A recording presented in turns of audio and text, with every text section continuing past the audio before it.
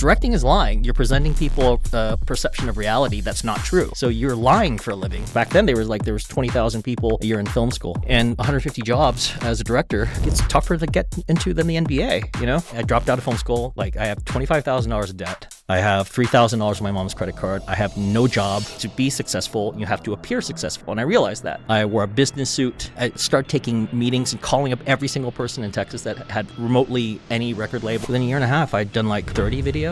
Dude. Maybe grossed $500,000. What? How did you meet Taylor Swift? She called me. How much creative control does she have versus you? It was really a true collaboration. She'd always show up on time. Like, as soon as I needed to roll camera, she would show up on set and shoot. Take notes. Yeah. Y'all artists need to take notes. The movie Ick, the Joseph Kahn movie. It's my fourth feature now. It's everything I want movies to be that they're not making right now. The makeup, the crazy action sequences, and the soundtrack alone are worth seeing the movie for.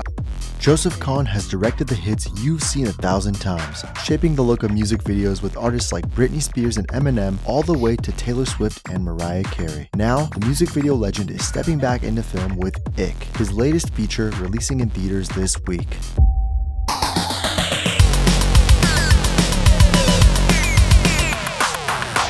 Mr. Joseph Kahn. Hello. In the building. Thank you for coming, man. No, thank you for inviting me. It's a true honor and pleasure to have you here, bro. You are, legend isn't even, you're beyond a legend in this space, not only in videos, commercials, but now films. So big props to you, man. Congratulations on all your success. Thank you. Thank you so much for inviting me, and I'm happy to be here. Heck yeah, bro. I was looking back. I was just trying to refresh myself on your videography and your filmography in general. And let me just name some of the work you've done, because it's crazy. Backstreet Boys, Larger Than Life, and Everybody. Destiny's Child, Say My Name. Eminem, Without Me. Britney Spears, Toxic, amongst many other Britney videos. Sierra, Get Up. Chris Brown, Forever. Imagine Dragons, Thunder. Mariah Carey, All I Want for Christmas Is You, which is a classic, amongst her older videos and newer ones. Taylor Swift, Blank Space, and Bad Blood. And countless other Taylor Swift videos. And that doesn't even account for a fraction of the videos you've done, right? At least, from what I was counting, it was over 200 maybe. Oh, yeah. No, it's more like 500. That's insane. And it's there's a difference when you have 500 baby videos, but your videos are massive. Every video was a film of its own, you know? And then that's just scratching the surface of videos. That's not even including the commercials you did for Pepsi and Cadillac and Target and Adidas and all these big companies. It's countless, man. What I was just trying to figure out is for a person to have such a consistent track record and to constantly innovate and put things out, it takes a special type of person to really be able to do that, right? And what I want to know is, what did Joseph Kahn look like, and what kind of kid was Joseph Kahn before he broke into this industry, you know? God,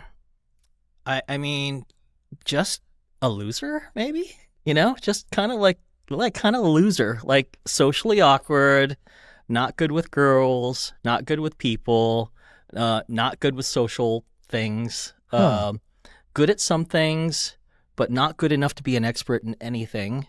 Not the smartest, not the dumbest, not average in things, but good enough to be above average in a lot of things. But not smart enough to be a doctor, not smart enough to be a scientist, not athletic enough to be a football player, but can do a little bit of everything, just enough to get by in anything. Kind of a guy that sort of wings it a lot, you know? Interesting. Were you a jack of all trades kind of as a kid? I'm a jack of all trades, but not that I'm wanting to be. It's just that I just have a mind that's able to comprehend things to a point, but not do the extra work to become an expert in them, you know? So, and it's a really good skill to have this sort of ability to know a lot of things, but not enough to become a director, because there's two things that a director must be able to do. One is know enough about your subject, to get by, and then two, lie. So know enough to manipulate, because directing is a bit of manipulation, so I'm a bit of a shyster on a certain level. I know enough to lie my way through things. And so directing is lying. You're presenting people a perception of reality that's not true.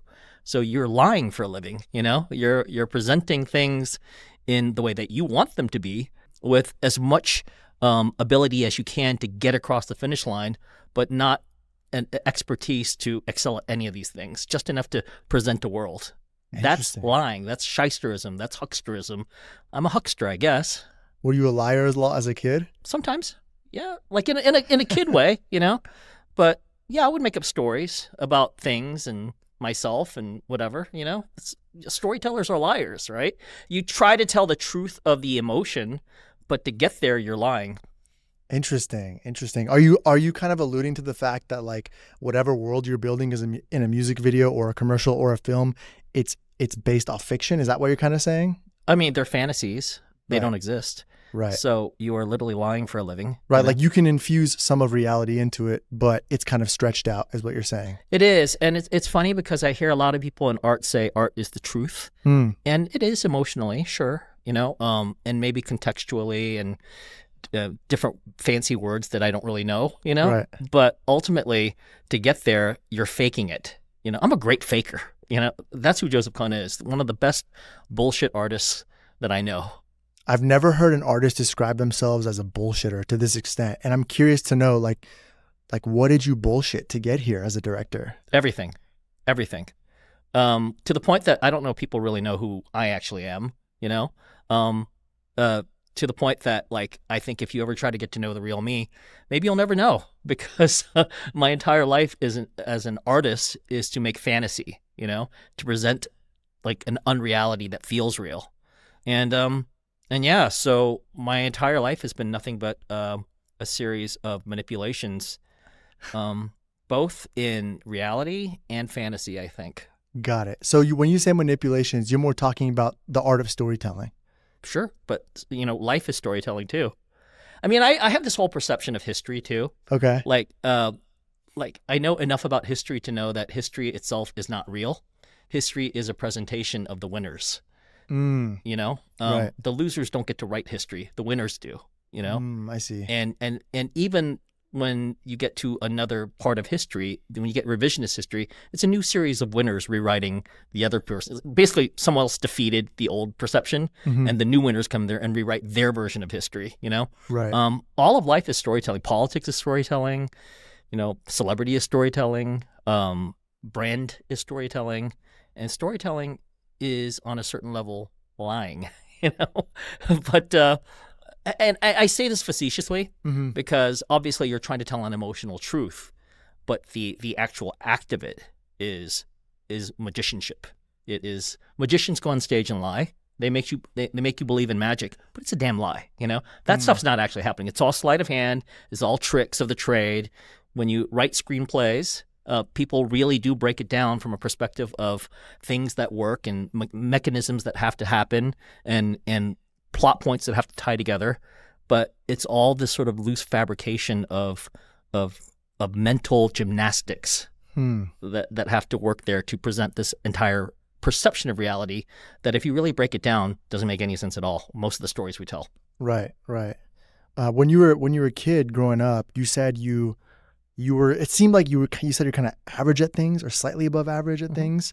Was there anything in particular that interested you in school? Like, were you always into filmmaking as a kid? I was always into storytelling, and I originally wanted to be a comic book artist.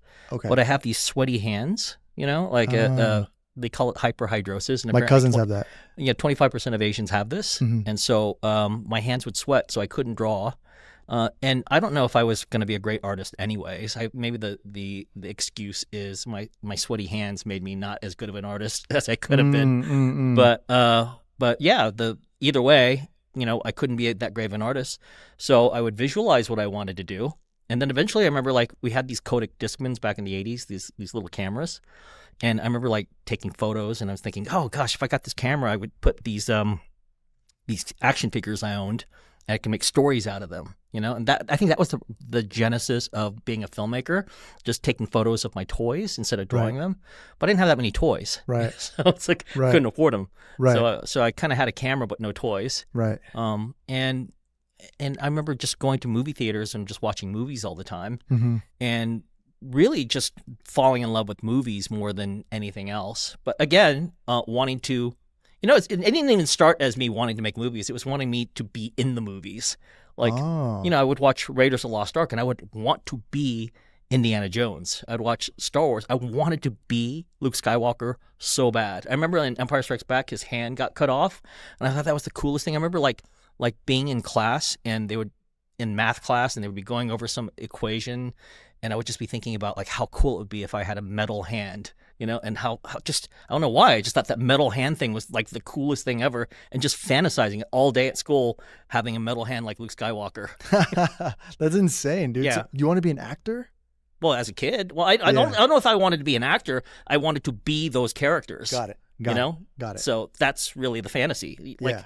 I think when you're like kid, you're running around. You're not going, I'm Mark Hamill. You're like, I'm Luke Skywalker. Yeah, I see what you're saying. Yeah, I think it does really start with fantasy. And even for me, I think I was super drawn in. My favorite thing as a kid was like the lightsaber battles in Star Wars. And I remember that's what really got me into filmmaking, was like learning. There was a software around the time when After Effects started to get a little more popular. It was like a cheaper version that I bootlegged, and I was like learning how to like make VFX the lightsaber rays, and that element of fantasy completely just took over and like made me feel like it actually went into music videos too, because as a kid I watched a ton of music videos. I was there like before MTV even came up. I would stay up on Friday night like as a little kid, and they had this Friday night videos show that came on at like 10 o'clock p.m. and I would wait up for that, and I'd watch 2 hours of music videos. But I remember watching Michael Jackson on it, and I remember not thinking I want to direct Michael Jackson videos, but I wanted to be Michael Jackson. I wanted to dance like him. I wanted to dress like him. I wanted to wear that leather jacket and those parachute pants. And I see. Like that's where it all starts. It's like you want to be those characters, and then some point in life you realize you're not Michael Jackson, you're not Luke Skywalker, but maybe you can be the guy that films them. Right. The consolation prize. Right. I think there's almost a level of like escapism, I want to say, wanting to kind of escape your reality and live these other worlds. And I'm wondering for you, because you grew up in a Korean household, right? Yeah, for the most part. That kind of switched up when I was a teenager. Got it. But just growing up with Asian parents, at least for quite a while, would you say that there was, did they see filmmaking as a path for you? No. Well, they did move to Texas for me to go to medical school. Oh, they did? Yeah, they did. And they sent me, they actually gave me a lot of medical books. But I remember looking at the medical books and just sort of thinking all the gross stuff was kind of cool. And I became more obsessed with creature effects, and Fangoria magazine. If you're ripping apart and showing the way the muscles work, I was more interested in how they exploded than how they got put together. That's insane. Yeah. They fed the machine, which was me, and it just came out weird. That's all. Did you have to have a conversation with them and tell them hey, I don't want to go to med school? Kind of, but they got divorced at one point, like when I was 12 or something like that. So when that chaos happened, I was pretty much free to do what I wanted to do and go berserk, which I did, Really? I was basically bouncing between mom and dad and being in Texas and being good enough to get into accelerated classes, but also realizing there are some other Asians here that are super, super smart on a level that I will never be. I remember being in math class and some Chinese dude would I would spend the whole hour doing a test and he would finish it in 5 minutes and ace it. And I was like, okay, that's not for me. There's going to be a lot of those guys in college. Yeah. I'm not going to be a mathematication. Yeah. I'm not even going to try. Right. The most beautiful thing about being in accelerated classes is that you really get to learn your limits, and you can try to be the guy that's as good as those guys. Yeah. But I just realized there's actually a genetic component here that I don't have. No matter what I do, I'm never going to be that guy. So pick something else that I think I can be good at. And the one thing that, I realized that no one else was doing at that time, very different now, was filmmaking. Yeah. Not a single person in my high school wanted to be a filmmaker. And I was like, okay, I might be the best filmmaker in this high school simply because no one else is doing it. Therefore, I can excel and be that guy in filmmaking. I love that. And I totally relate, dude. When I grew up, it was, we were talking about, kind of where I grew up in my hometown, and it at the time was very conservative. Everybody was into white people activities. I don't mean to sound racist, but it's going to the lake, shooting airsoft guns and riding dirt bikes and all these things that I just didn't grow up consuming. But because I realized and identified myself as an outcast, it quickly drew me to filmmaking because, like you said, at the time, nobody else was doing filmmaking, right? And I think it's almost, I almost give you credit though, because as an Asian, it's really hard to break that mold and to have the conviction to say that, you know what? Maybe I'm not going to do what these other Asians are doing, because I feel like there's almost a cultural pressure, man. Like, again, it depends on your family, I think, too, and what they're telling you. But bro, to be in a room with people who look like you and who are on a certain level, like some kids I think would want to try to be more like them. But for you, you were able to identify and like draw a line and tell yourself that I'll never be like that, but it's okay. I'll carve my own path. That's very hard to do. I guess so. For me, it wasn't really like, oh, I'm an Asian going into filmmaking. It was more like an Asian that's going to be out-Asianed by Asians in Asian stuff. That's so interesting, though. It's like I'm never going to be the best Asian at math. I'm not going to be the best Asian at doctoring. Right. I'm not going to be the best Asian at I don't know, Asian shit. It's like so. Right. So I just knew that that's an out for me, and I better pick something else that I'm good at. And it's not that filmmaking, I'm going to be the only Asian in filmmaking. I knew filmmaking is hard because remember when I went into it, this was back in the 80s. There's no internet back then. Yeah. And celebrity was a whole different thing. There was no contact with, movie stars back then. There's no Twitter. There's no social media.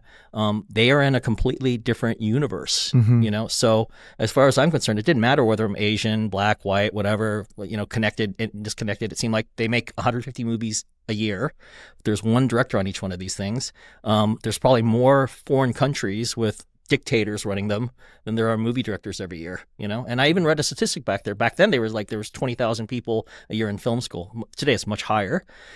And 150 jobs as a director, and you compound that every year in terms of all the new people coming in there. It's like it's tougher to get into than the NBA, Right. And I was like, you know what? It has nothing to do with race. It's just, I'm going to pick a field that is so incredibly hard, but it feels like one of the things I'm good at. And of all the other things that I know I can do, it's the one thing that none of the people around me seem to be doing. Therefore, I haven't met any other filmmakers in my small town, and I'm the only one doing it. Therefore, I'm going to give it a shot and work my hardest and get into I don't know what it's going to be like once I'm meeting other filmmakers, but as of this point, I'm the best in my town. So, let me be the Tom Brady of my town and see if I can actually join the NFL. Right. Okay, so where did it start, man? Like, what was that jump before you became a professional? Like, what led you there? Well, I went to NYU Film School. I got into that. And the funny thing is, when I went to NYU Film School, by the time I graduated high school, I was actually kind of quasi-famous in my high school because I was already making, music videos back Oh, you then. were? Like with your friends? With my friends, and I did this one thing where I got all the cheerleaders and made a music video with them. That was a Madonna music video. Oh, that's cool. And it was like people knew my stuff, and people thought I was going to be famous back then, because I had a monopoly on this stuff. No one else was doing it, So it's like, and it's, someone's doing all the stuff that's on this magical box like that. Remember, there's no cell phones back then. There's no editing systems. So it's kind of weirdly magical, And the way that I shot this stuff too was really funny. It's like you would, because I didn't really have an editing system back then. You would roll the camera. It would take 3 seconds to roll, and then you would edit as you shot. Okay, 3 seconds, you act, cut. Okay, put the camera over here. 3 seconds, roll, cut. And then you would watch it back, and that's the way it was edited. Wow. And I got really good at that particular process, which actually informed the way I make things now. Because Really? my internal engine is pre-edited. It's like it's one shot after another in sequence, kind of conceived, as you do it. That's how you shoot? That's how I shoot. Yeah. So. Oh, you shoot chronologically? Well, I design chronologically. Right. I have to shoot, non-chronologically to make the day. Yeah. But ultimately, it's the same process as a kid because that's the way I was trained to think. But so anyways, so it was this weird magical thing that was happening of some kid making things that actually showed on your television set off a tape. And I got kind of weirdly quasi-famous off it, And then I went to NYU. And the funny thing is, when I went to NYU, I saw 2 other kids from my high school in the film school. What? I guess they saw me doing this, and they're like, okay, I can do that too because he was doing that, And I saw them walking around NYU Film School. I was like, okay. That's insane. But when I went to NYU Film School, it was kind of amazing because I didn't know what to expect. And,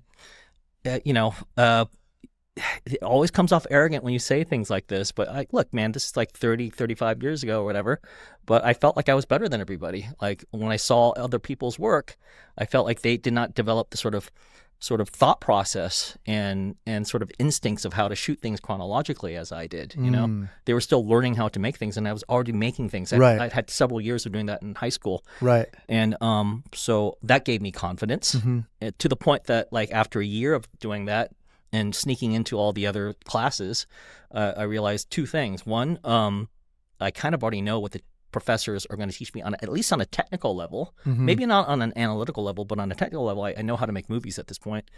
And two, there's no way I'm going to afford this damn school because it's too expensive. Really? You know, I'm going to crash out at some point. I'm going to just run out of cash. And I saw a girl like that was in my dorm. One morning, I remember like walking into the dorm, and she had all her shit like stacked up. Her computer, and I didn't have a computer. I always thought, oh, she's rich, she has a computer. But she had a computer. It was like her keyboard and all that, and she was crying and like getting kicked out of the school because she couldn't pay tuition. You know, and I was like, I don't want to be that girl, and I don't have a computer. She had a computer. You know, so my final like film in film school after my freshman year was this sight and sound film class where you shoot on 16 millimeter, you know, and it was like just kind of like a bullshit thing you edit together on a Steam Deck. And I took all the money that I had, which is about $3,000 on my mom's credit card. It was a Discover card. What? And I put together some film equipment rental, and I shot a music video for 4 minutes for a local band. I didn't even know the band. And I went around New York. You know, I dropped out of film school, went around New York, sold myself as a filmmaker. Did not get one job and basically ran out of money and went back to Texas. Oh, so I have, my gosh. Like, I have $25,000 of debt. I have $3,000 on my mom's credit card. I have no job. I have this shitty little 4-minute music video, and I am now working in movie theaters and I'm auditing grocery stores and doing all sorts of odd jobs. And I'm living with my divorced mom in a tiny apartment in the middle of Houston, Texas, with no internet, no connections, and nothing. That's what I have to start with. What era was this, the 80s? That was 1992. That's an insane place to start. It's a crazy place to start. And so where did it go from there? So I was working in the movie theater, and I started saving my money, and one of the hardest parts was I didn't have a girlfriend back then too. And you're like 19 years old without a girlfriend. That's shit. That's a horrible place to be as a dude, you know? There's a lot of 19-year-olds without girlfriends. Yeah, but that felt really especially intense for me, especially being alone and looking like you have no future. And but on Friday nights when everybody else is like going on dates, I'm like in a bookstore reading books and sort of studying and things like that. And I started reading all these business books about how to succeed in business. But one of those kind of like pop business books, like how to succeed, you know, without going to Harvard Business School, or like how to sell envelopes, make $1 million, that type of stuff. And they taught little things that this is the part of the Asian immigrant that does not really quite understand American culture: how to shake a hand, how to look at someone in the eye, how to have manners, how to present power, how do you present wealth, do you present weakness, like what are the things in business that presents success, because to be successful you have to appear successful. And I realized that, so I started a company for $500. I created business cards, incorporated, learned how to do that. I wore a business suit. I got a briefcase. You know, a friend of mine had a cell phone that didn't work, one of those big brick ones. Put it in the cell phone because I saw it in Miami Vice. You know, No drove my way. mom's Camry. I didn't have a car. I started taking meetings and calling up every single person in Texas that had remotely any record label or any band or anything like that. Still had a bowl cut back then too. And What? Yeah, and You had a suit? You were walking around with like a suit in a suitcase? in like 110-degree humid Houston weather, right? And taking meetings and presenting myself as an owner of a production company, and I'm one of the directors. And eventually, I got my first gig. You know, like I walked in to some rappers, and they had a video for $15,000, and I told them I'll do it for $13,999.99. Didn't even really know what the number was. Put together my fake budget, with random numbers like $50 for a camera AC. But even back then, that was $250 a day. I didn't know, you know, and didn't even know how much film developing was or anything. I just basically wrote a random budget together, got the job. They wrote me a check for $7,000. I deposited it, knew they have to shoot it in 3 days. But I didn't know when you deposit $7,000 into a bank, which is the biggest money I had ever seen in my life. Like, I'm a dude that was making $300 a week in a movie theater, right? Yeah. I put it into my bank account, and then I'm trying to write checks. But it takes 3 days for that stuff to clear. So all of a sudden, I'm writing checks, hoping that this stuff clears within 3 days. You know, oh my gosh, before all these bills crash. Right. I made the video, you know, and started my business from there. And then within a year and a half later, I hustled. Within a year and a half, I'd done like 30 videos. Dude. Maybe grossed $500,000. What? Yeah. And I was flying back and forth to New York. I mean, I worked fast. As soon as I had 6 videos, I was driving to LA. Not flying, driving to LA, taking as many meetings as I could. From Texas? From Texas. That was a 24-hour drive. And then driving to New York and just going back and forth until I started getting things. And by a year and a half, I had like Public Enemy coming down, shooting in Texas, and the business was good. But you know what the problem was? Still couldn't get a date, you know? It's Texas. The one thing that did suck about being an Asian in 92 is that we were not like BTS back then. We were not like K-pop. We were the bowl cut guy, you know? Right. And so I couldn't get a girlfriend. So I was like, okay, I'm shutting this business down because I've got to attend to the other part of me, which is the human side, you know? Wow. And I went to LA. And then I think within a month and a half after shutting my business down, going to LA, I got a girlfriend finally. You know? You really wanted a girlfriend, huh? I really wanted one. That was super important to me. I'm sorry, I'm like a 21-year-old nerd, and as much as I love movies, the entire idea of having a girlfriend was much more interesting to me. Interesting. Yeah. Was it because you wanted like a validation? Was it because your friends were doing it? Like what was No, because girls are beautiful, and I wanted to see what they were like. You know, it's like, I mean, you see movies, you see people dating in movies, you see people like falling in love. I want, you know, love. I'm not like some 21-year-old robot. I'm a dude that wants to do that stuff too. You know, right. So like, it's always been important. You know, like remember, I'm not a guy that wanted to make movies. I'm a guy that wanted to be in the movies. I didn't want to make things about Indiana Jones. I wanted to be Indiana Jones, you know? And Indiana Jones got girls, you know? Joseph Kahn, the director, shooting rapping videos, not getting girls, that's unacceptable. So I moved to LA. You know, that's really what it started. I respect it. I love the hustle. Being dude. honest, you know? I love the honesty. I'm curious, like, back then there was no Instagram, there's no email, there's no way to look up contacts at, let's say, record labels or commissioners or whatever, especially back then in like the 80s, 90s, right? Yeah. So how, like you said, you hustled, you did like 30 videos within your first year. How did you find all these contacts? Yellow Pages.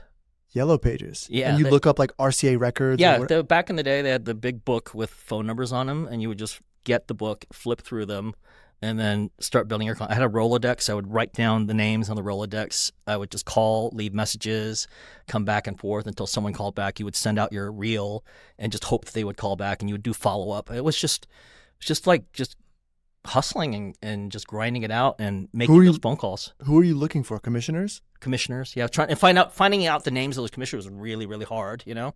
And I think that's one of the reasons I ended up in music videos more than movies, because for movies, like, there was just no penetration whatsoever. You try to call someone at CAA and they would never call you back or whatever. But the record companies, you could find out who the commissioner was. And then you'd find one commissioner and talk to another commissioner and say, who could I talk at RCA? Who could I talk to at Atlantic? And you just sort of like get it. And then before you know it, like with the reel, you would start getting it circulated. And you just needed a couple videos here and there. Well, by the time I got to LA, though, I shut down my company and then I got representation. That was the real thing, you know? And I did a very specific thing in representation that I still do to this day. Like when I went to LA, I called up a lot of different production companies. I said, I'm Joseph Kahn, you know, here's my reel. I'm going to make a decision in a week. You know, you always put a time limit on it. You know? And you're serious about that time limit. Right. And a lot of people don't call you back. Some of them call you back. And so I remember there's one particular company that I really wanted to work with, Ridley Scott and Associate. That was like my goal when I went to LA. Right. And I think they were interested. I don't remember. This is like 35 years ago. Yeah. But they called me the day after I had decided with another company that was much smaller. And even though that's what I wanted, I stuck to my thing, which was I'm going to go with the company that calls me back within the time frame that I have, because that means that they're serious, you know, more than the name. That means that they're going to put in the effort. So I went with them. And there was like 2 other companies that wanted me, and they all called after the deadline. And so when I switched over company, I always do that. I give them a date, and some people are serious, some people aren't. You told them, like, I need to hear back by this date. Yeah, and who am I? I'm just like a nobody, you know? That's amazing, dude. Who did you sign to first? It was a company called Visage. It was the hair and makeup division of Herb Ritz's company, the famous photographer, you know? I remember I'm like this little nerd doing rap videos and just really into Star Wars and stuff. And suddenly I'm signed by, you know, this high-end fashion company. Wow. And I remember like setting up my Avid in there, which I rented for edits and stuff like that.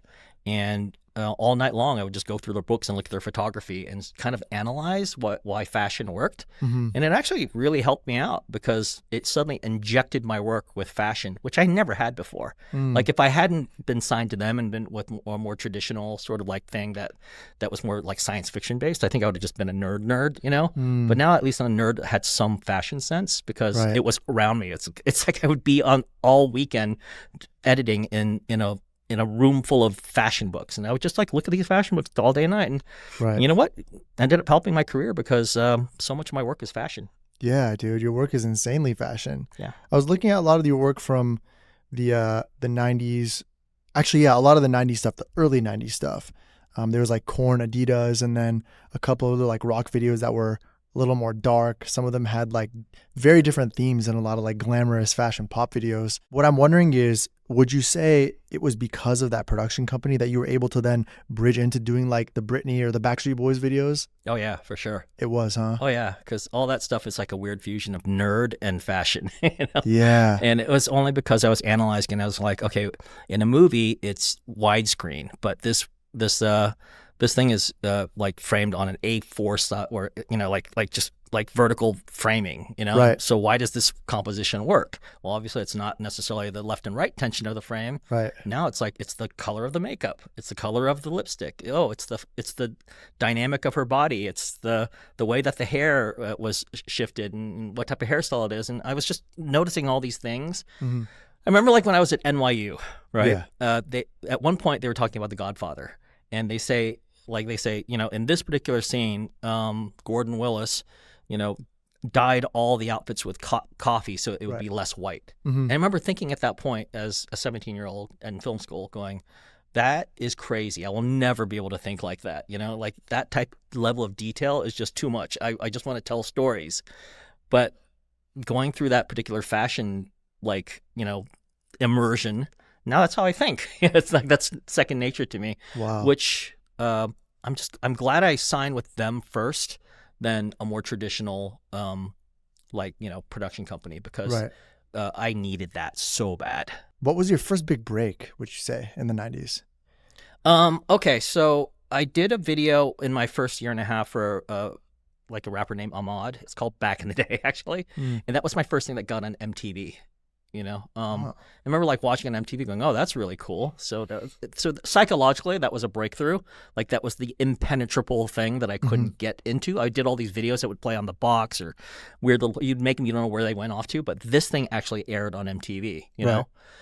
And then I remember getting a call. Yeah, it was an Onyx video for Def Jam, you know? And I remember doing this video, and like Onyx was crazy. Yeah. They were insane. It wasn't necessarily them, but it was like they had like this entourage that was like very violent, you know? Really? Yeah, a lot of the rappers, it's not the rappers, it's the people around them that it's almost like the rapper gets angry and these guys get angrier, you know? And I remember I had apparently got the wrong Mercedes. I got the previous year's Mercedes and not the present year, and the body style had changed, and they got really, really, really angry. And then I remember getting pushed against a wall, and one of the entourage said, "This video better come out or else," you know? And I was thinking, okay, my life is being threatened here. Like, and one thing I've been really terrible over the years is I've never been able to sort of be the rapper guy. You know, I've done a lot of rap videos, but this is the way I speak. Yeah. I will never fake it. I can't code switch. Yeah. I will never attempt to. This was so ridiculous coming out of my mouth, you know? Yeah. So I remember like going home that night and talking with the commissioner and going, if I show up tomorrow, I could die. And I don't know if I really want to give up my life for filmmaking. I love filmmaking, but I don't want to die for it, right? And no one could give me an answer. No one could give me an answer. Like, should I show up? Should I not show up? What? And then I had to make this decision. Am I going to quit this video or am I going to risk my life tomorrow? And then at the end of the day, I don't know why, I just said, okay, fuck it. I'll just show up and I'll finish it and see what happens. I don't want to die. I really don't, but I'll have to do it. And came out good, you know. The video actually came out really great, you know. Everyone, I remember the video like actually became a hit in its own circle, and all of a sudden I got this phone call. It was Lear Cohen who was running Def Jam at that point. You know? Oh yeah, kind of this Israeli like got like tough gangsterish dude, right? Yeah. All I hear is his Israeli tough gangster voice. Like I pick up and he goes, Joseph, this is Lear Cohen, and I go, oh, hello. And he goes, your video sold 100,000 more records than the year before. You're a genius. Then he hung up. And that was it. That was it. That's how he talked to me, right? And then from that point, I was doing every Def Jam video for like 2 years. What? Yeah. That's insane. Yeah. So your video actually converted. It did. Back in the day when videos did that. Yeah. Yeah, that's huge. I feel like every label, once they know that, they're gonna want to work with you, you know? That's a crazy story. The Onyx thing is crazy. Was it a 2-day shoot? Is that why you came back? Or? Yeah, it was a 2-day shoot. Got it. So day 1, they threatened you and you had to decide on day 2 if you wanted to. Okay. Wow. So you were making videos that were doing very well for labels. They were very well for artists. You start to see momentum. Now what I'm interested in is back then, again, this is still the 90s, right? There was no internet. There was no Pinterest. There were no references. You know how now directors and filmmakers have access to so many websites and mood boards and reference websites or whatever, right? Like, where did you get your inspiration from? You know, that's a very interesting part of my dynamic that has always existed. They always had these sort of armies of references back then. Directors were known to have like big collections of photographs and they would put together these style books and references and stuff like that. And a lot of directors got sued over that back in the day. But I was never that guy because I was too lazy for it on a certain level. Also, I couldn't afford a lot of those things and I didn't want to spend my money on a bunch of photo books. Because, yeah, they're physical things you have laying around, right? I didn't have the space for it. I wasn't rich enough. I just didn't, you know, and also it wasn't my thing. I wasn't fascinated by photo books, you know?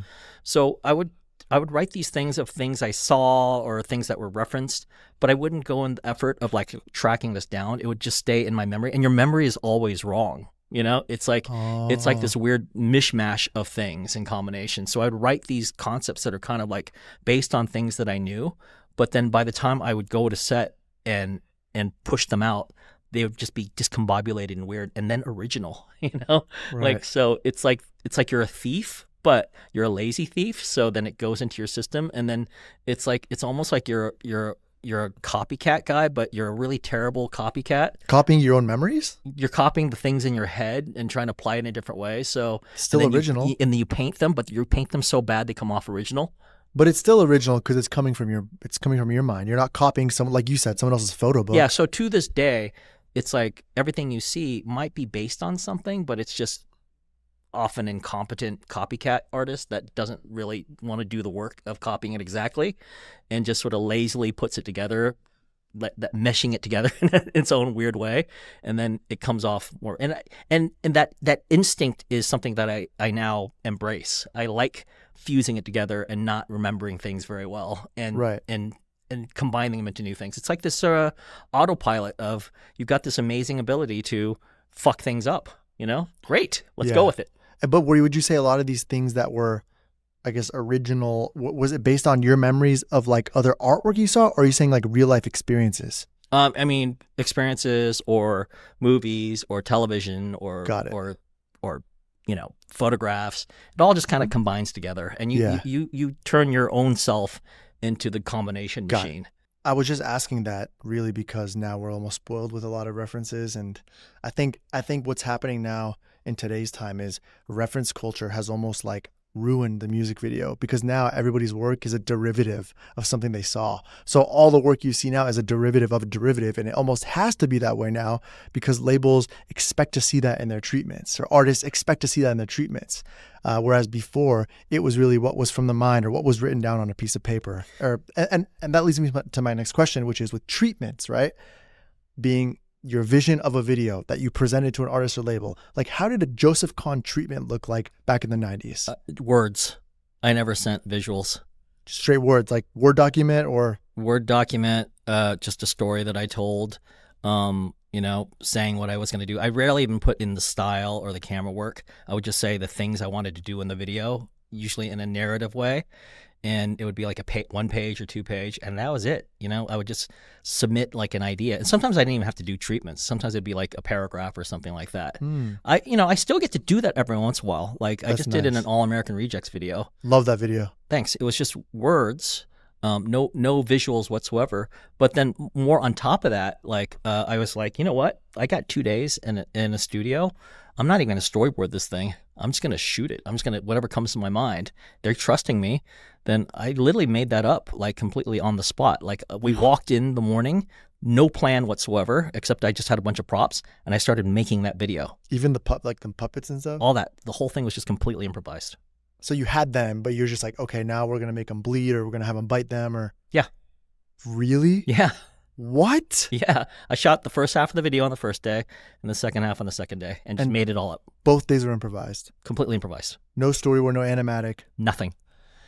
You're only able to do that because you're Joseph Kahn. You're only able to do that because you have so much leverage and a reputation that people know that if they go to you, whatever you create is going to be insane. I mean, the reality is a lot of my videos are almost like that. You know, improvised? Not to that degree, yeah, but a lot of videos. There are videos where there's so much money on the line. I storyboard everything. All the Taylor Swift stuff pretty much is boarded from top to bottom. You know? Oh yeah. Yeah, like those things are so big. But then there's been stuff like Enrique Iglesias' Hero, that's improvised. You know, Moby, we were made. No, well, that was improvised too. But both Moby videos. But the first one, Southside, like I didn't even have a treatment. I said Moby's just gonna play a dickhead of himself on camera.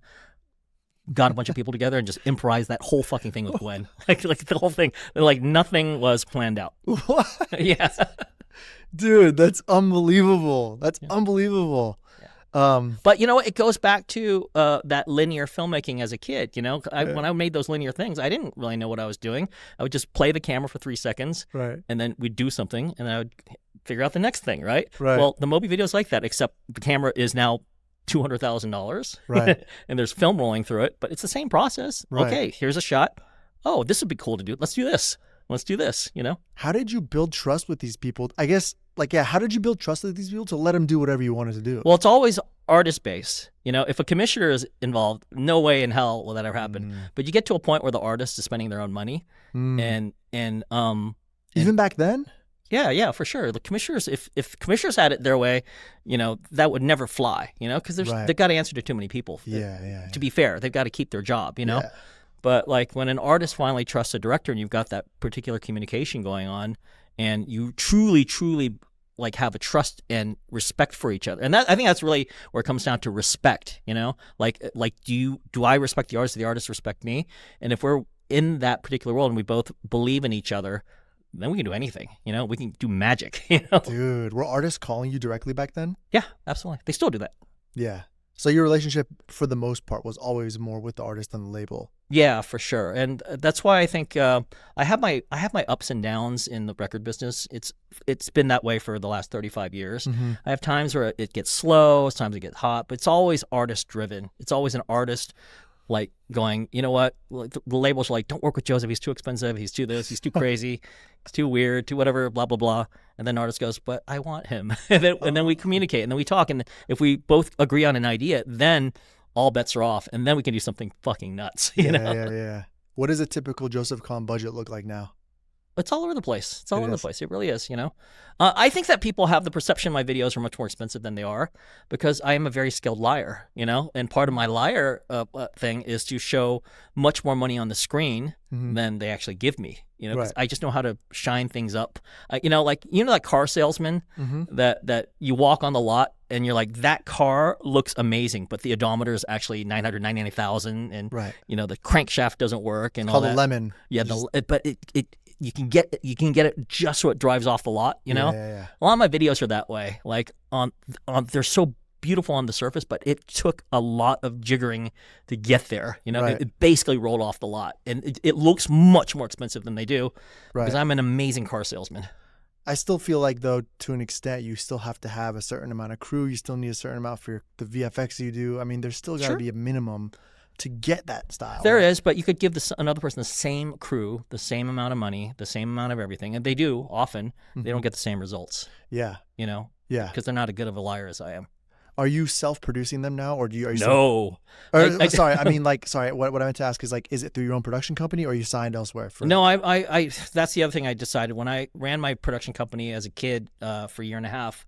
I was miserable because you're looking at like accounting and vendors and insurance, and your brain is getting filled up with all this busy work that has nothing to do with creativity, And I'd rather spend all my time being creative than dealing with tax accountants and things like that. Like it's just a waste of time. It just is. I've got X amount of time on Earth, and the more that I can spend doing creative as opposed to dealing with like balance sheets. That's what I need to do, Got it. So I told myself I absolutely want someone else to run that business. I want to get folded into it so that all I have to do is focus on being a director and nothing else.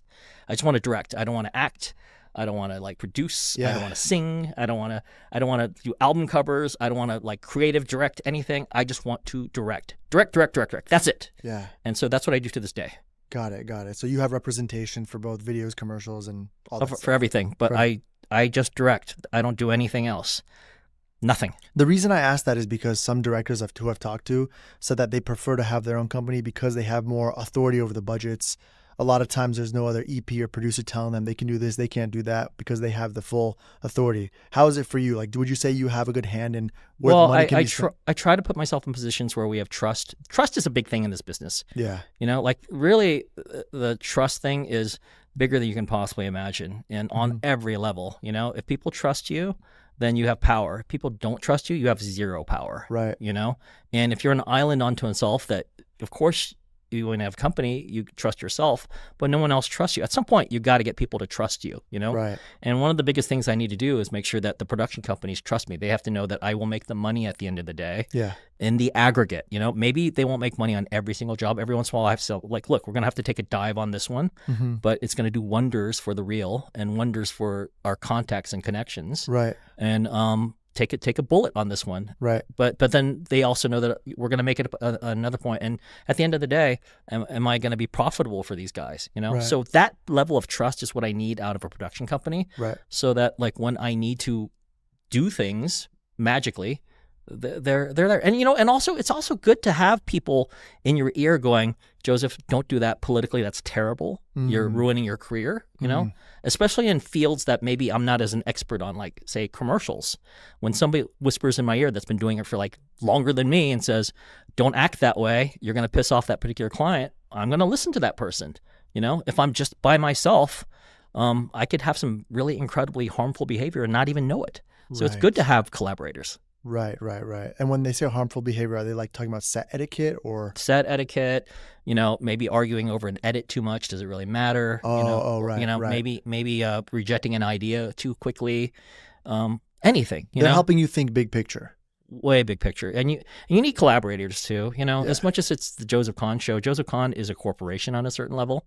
It's a corporation of a lot of people helping me build this entity that does a lot of work. Right, that makes sense. So it's good to have voices as long as you trust those voices. If I don't trust those voices, then 100%. They're not going to be part of it. 100%. I've had a lot of directors on the show. A lot of these episodes are unreleased, and they've all talked about the scale of production companies and how things have transformed. When you were starting out in the 90s, there was a lot less production companies. A lot of production companies would like pay to sign directors or have them on retainer. Now it's totally different. There's thousands of production companies, right?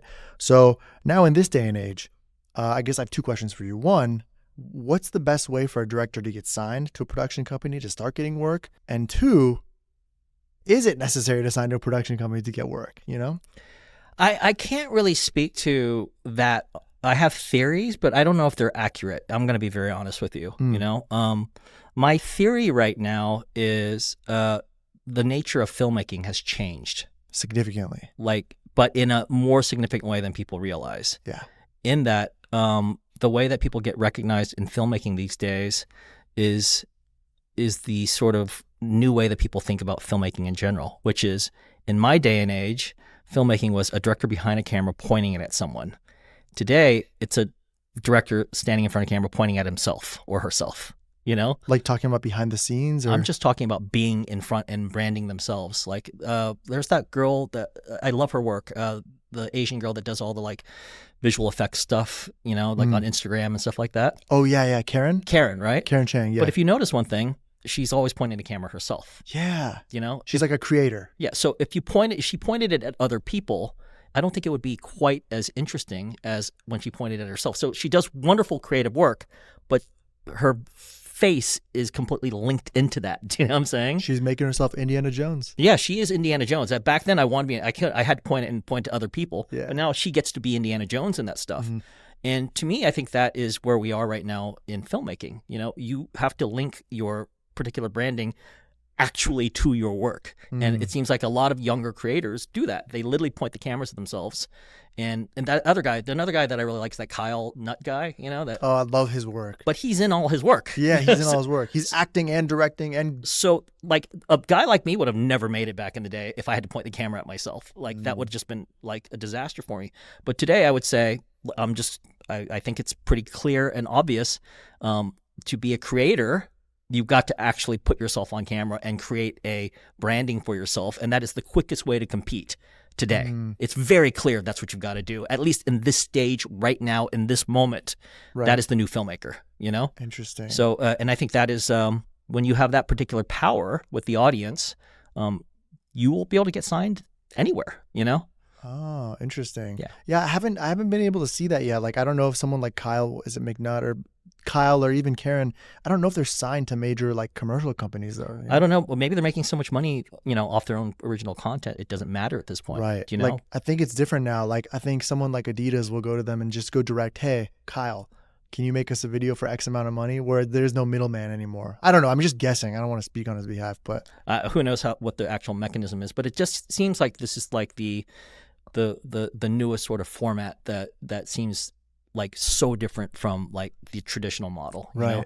But I will always say that at this point, you've got to point the camera at yourself and create that particular thing. Still be a great filmmaker on every single look because their work is incredibly technically proficient, but it doesn't hurt to actually have a brand that is physically encapsulated in their face and bodies, right? You know, and using that to their advantage. We're really in the social media era. We are. Social media filmmaking is really where it is right now, you know? And do you think social media is the best discovery tool now? It is the only discovery tool right now. Like, it's no longer about, I mean, you can still contact people and reach out, but ultimately the work you're sending them lives on your social media. Media has changed over 35 years. Media has changed since the inception. We keep thinking like this is like something that happened in the last 5-10 years. Well, the reality is, look at what media has done since the beginning. Like, filmmaking has only been around for 125 years. You know, like the first photograph was taken in like 1836 or something like that, right? Still really new. Yeah. So it's like, and then color and sound only popped in like, you know, like 80 years ago or something like that. That's insane. Television only popped in like, you know, 50 years ago or whatever, you know.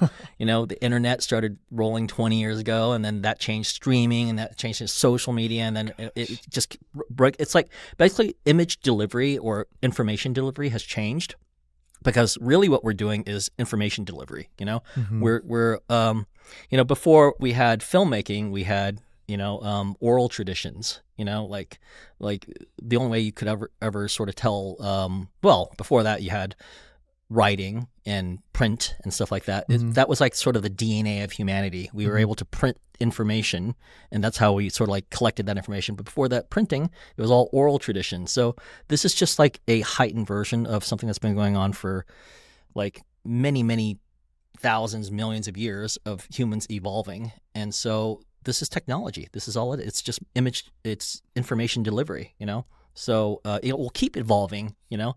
Maybe at some point we don't even need to see things. Maybe it just goes straight into our brains. I don't know, you know. So on a certain level, for me, it's never been about the camera, you know. It's been about the ideas and how you get the ideas into someone's head. I love your ideas, man. I love your videos so much. I'm a Thanks. huge fan. I was watching them with my fiance last night, and we were just going through your videos. And one thing I asked her, I'm like, how do you think Joseph comes up with these ideas? Like, I was thinking about a Joseph Kahn pitch, even like a video like Chris Brown Forever. You know how he's like outlined in white, and there's like, he's like in this room that's spinning around him. How do you even describe that to him? Like, what did you say? I don't know. I don't remember. It's such an interesting pitch. Or even like Imagine Dragons Thunder, a more recent video. You have like an alien and then there's like sheep around him in the middle of the street. Like, is that what you wrote in your treatment? No. Like, what did you tell them? They told me they wanted to shoot aliens in Dubai, and then I just came up with the rest of it. And that one actually was not storyboarded either. So What? That one was just made up. That was just like me going around locations and going, oh, I'll shoot here, I'll shoot here, I'll shoot here, and I'll just make it up. They trusted me, which was great. Yeah, they trusted you. But what did your treatment look like? Was it just, again, like a one sheet with like some ideas? That one I did put pictures together, but the pictures had nothing to do with the video. It was just literally like, oh, I remember this. Sorry, I've done so many. It's hard to remember. No, it's okay. But I remember this one. I remember like I wrote this concept, right? And I sent it in. They go, we need visuals. So I just found a bunch of random images, you know, and slapped the words on. And I went to InDesign and I did it in 15 minutes and then sent it to them. And they're like, okay, let's go, right?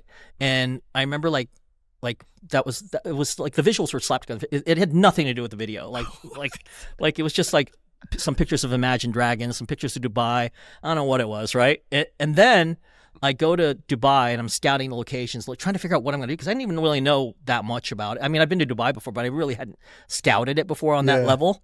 And I remember looking around and going, this is cool. And also, I was dating my future wife at that point, and she's European. Okay. And I remember like thinking, God, she's European and I need to do something sophisticated because I do all this pop bubblegum stuff. I want to impress her. I really need to impress her. I need to show something that's more Euro style.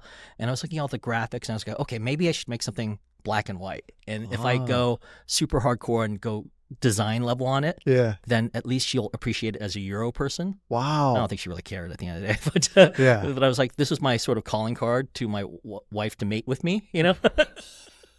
But then the whole trick then is I had to convince Imagine Dragons to do a black and white video because nobody was thinking black and white at that point. So I remember having dinner with them. I don't know what I said, but I talked about how great it would be in black and white, and they all signed off on it.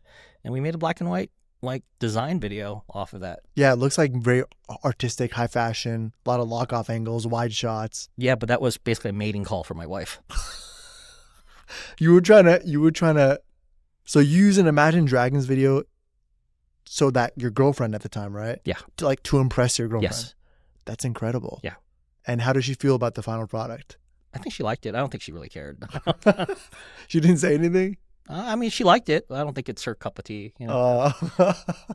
I love that video. It's a very cool one. But I was just trying to get into your mind. I'm watching your videos. I'm like, dude, I have a hard time convincing people when I'm pitching for music videos and stuff. Like, I have an idea. I'm like I see it a certain way, but then I know if I write it down, I'll have a hard time pulling references for it because the references don't exist because it's in my head.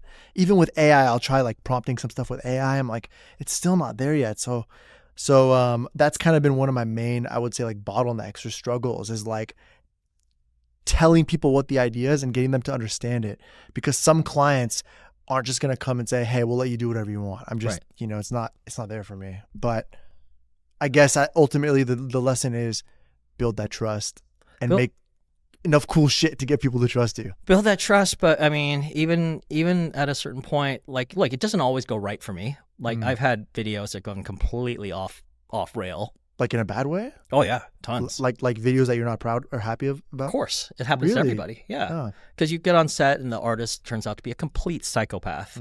Oh yeah. I feel like I'm a pretty stable person. Seemed like it. But in this particular business, you run into some seriously unstable people. Oh my God. You know?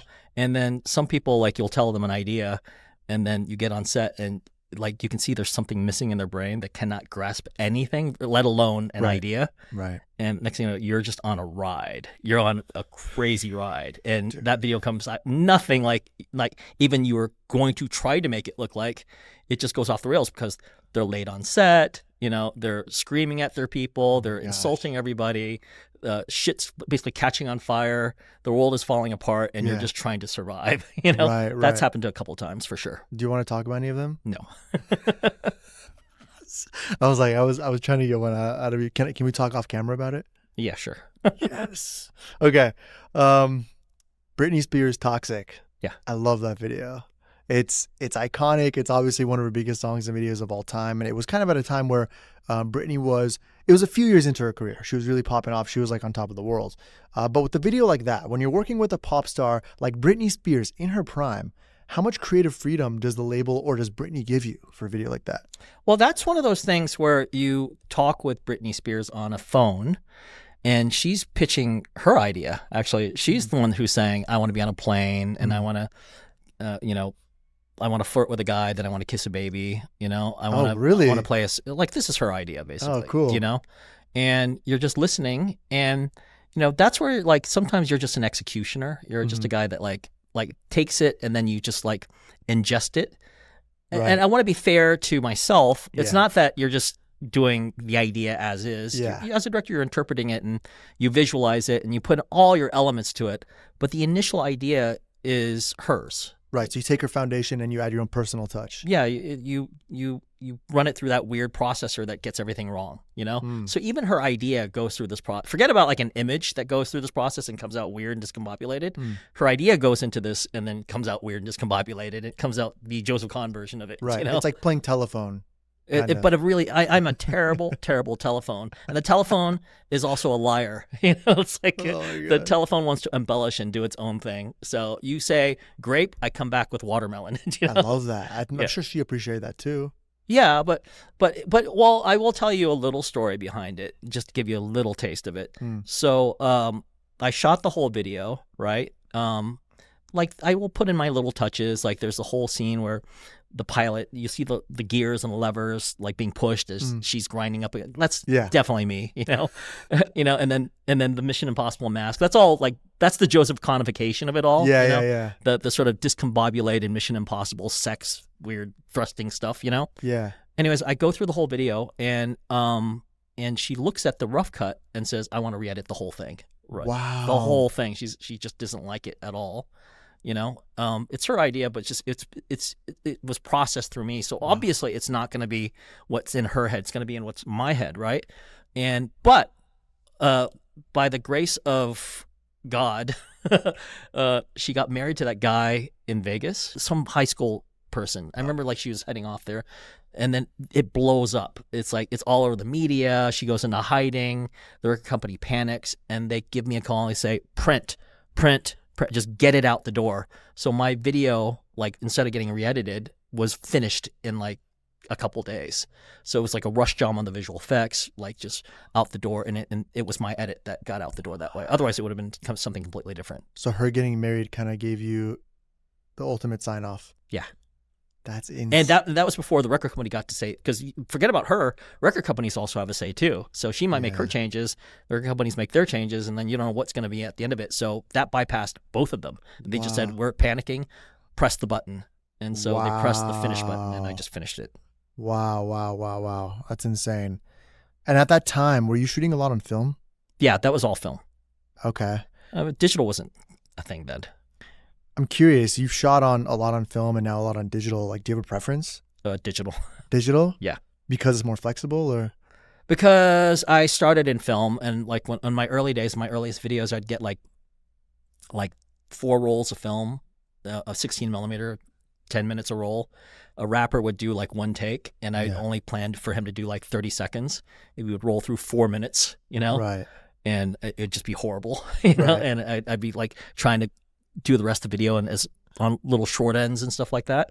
And now in the day of digital, you can roll and shoot as much. You can see it on camera. I remember because I was a DP myself on all that early stuff because I couldn't afford a DP, and I remember every video I did, I had these nightmares. I would shoot it and then I'd go to sleep, and I just prayed that it didn't come out black. You know, yeah. And I still hear stories like young filmmakers shooting on film, and still happens, and their film is just completely flashed and dead. You know, but I know at least on digital, you finish, you got 3 copies of it, you're in 3 different places, and you just get to go to sleep at night. You know, you just get to do that. Right. So you make 3 backups when you shoot? Yeah. Smart. Yeah. Smart. A lot of your videos back in the day, especially again in the early 2000s, had a lot of VFX. Yeah. I was watching, it was Backstreet Boys Larger Than Life. You're in outer space and they're dancing with robots. And I'm like, how do you even shoot VFX back then? Like, what was the difference when you were incorporating VFX back then with the video for the Backstreet Boys versus today, like with the video with Taylor Swift?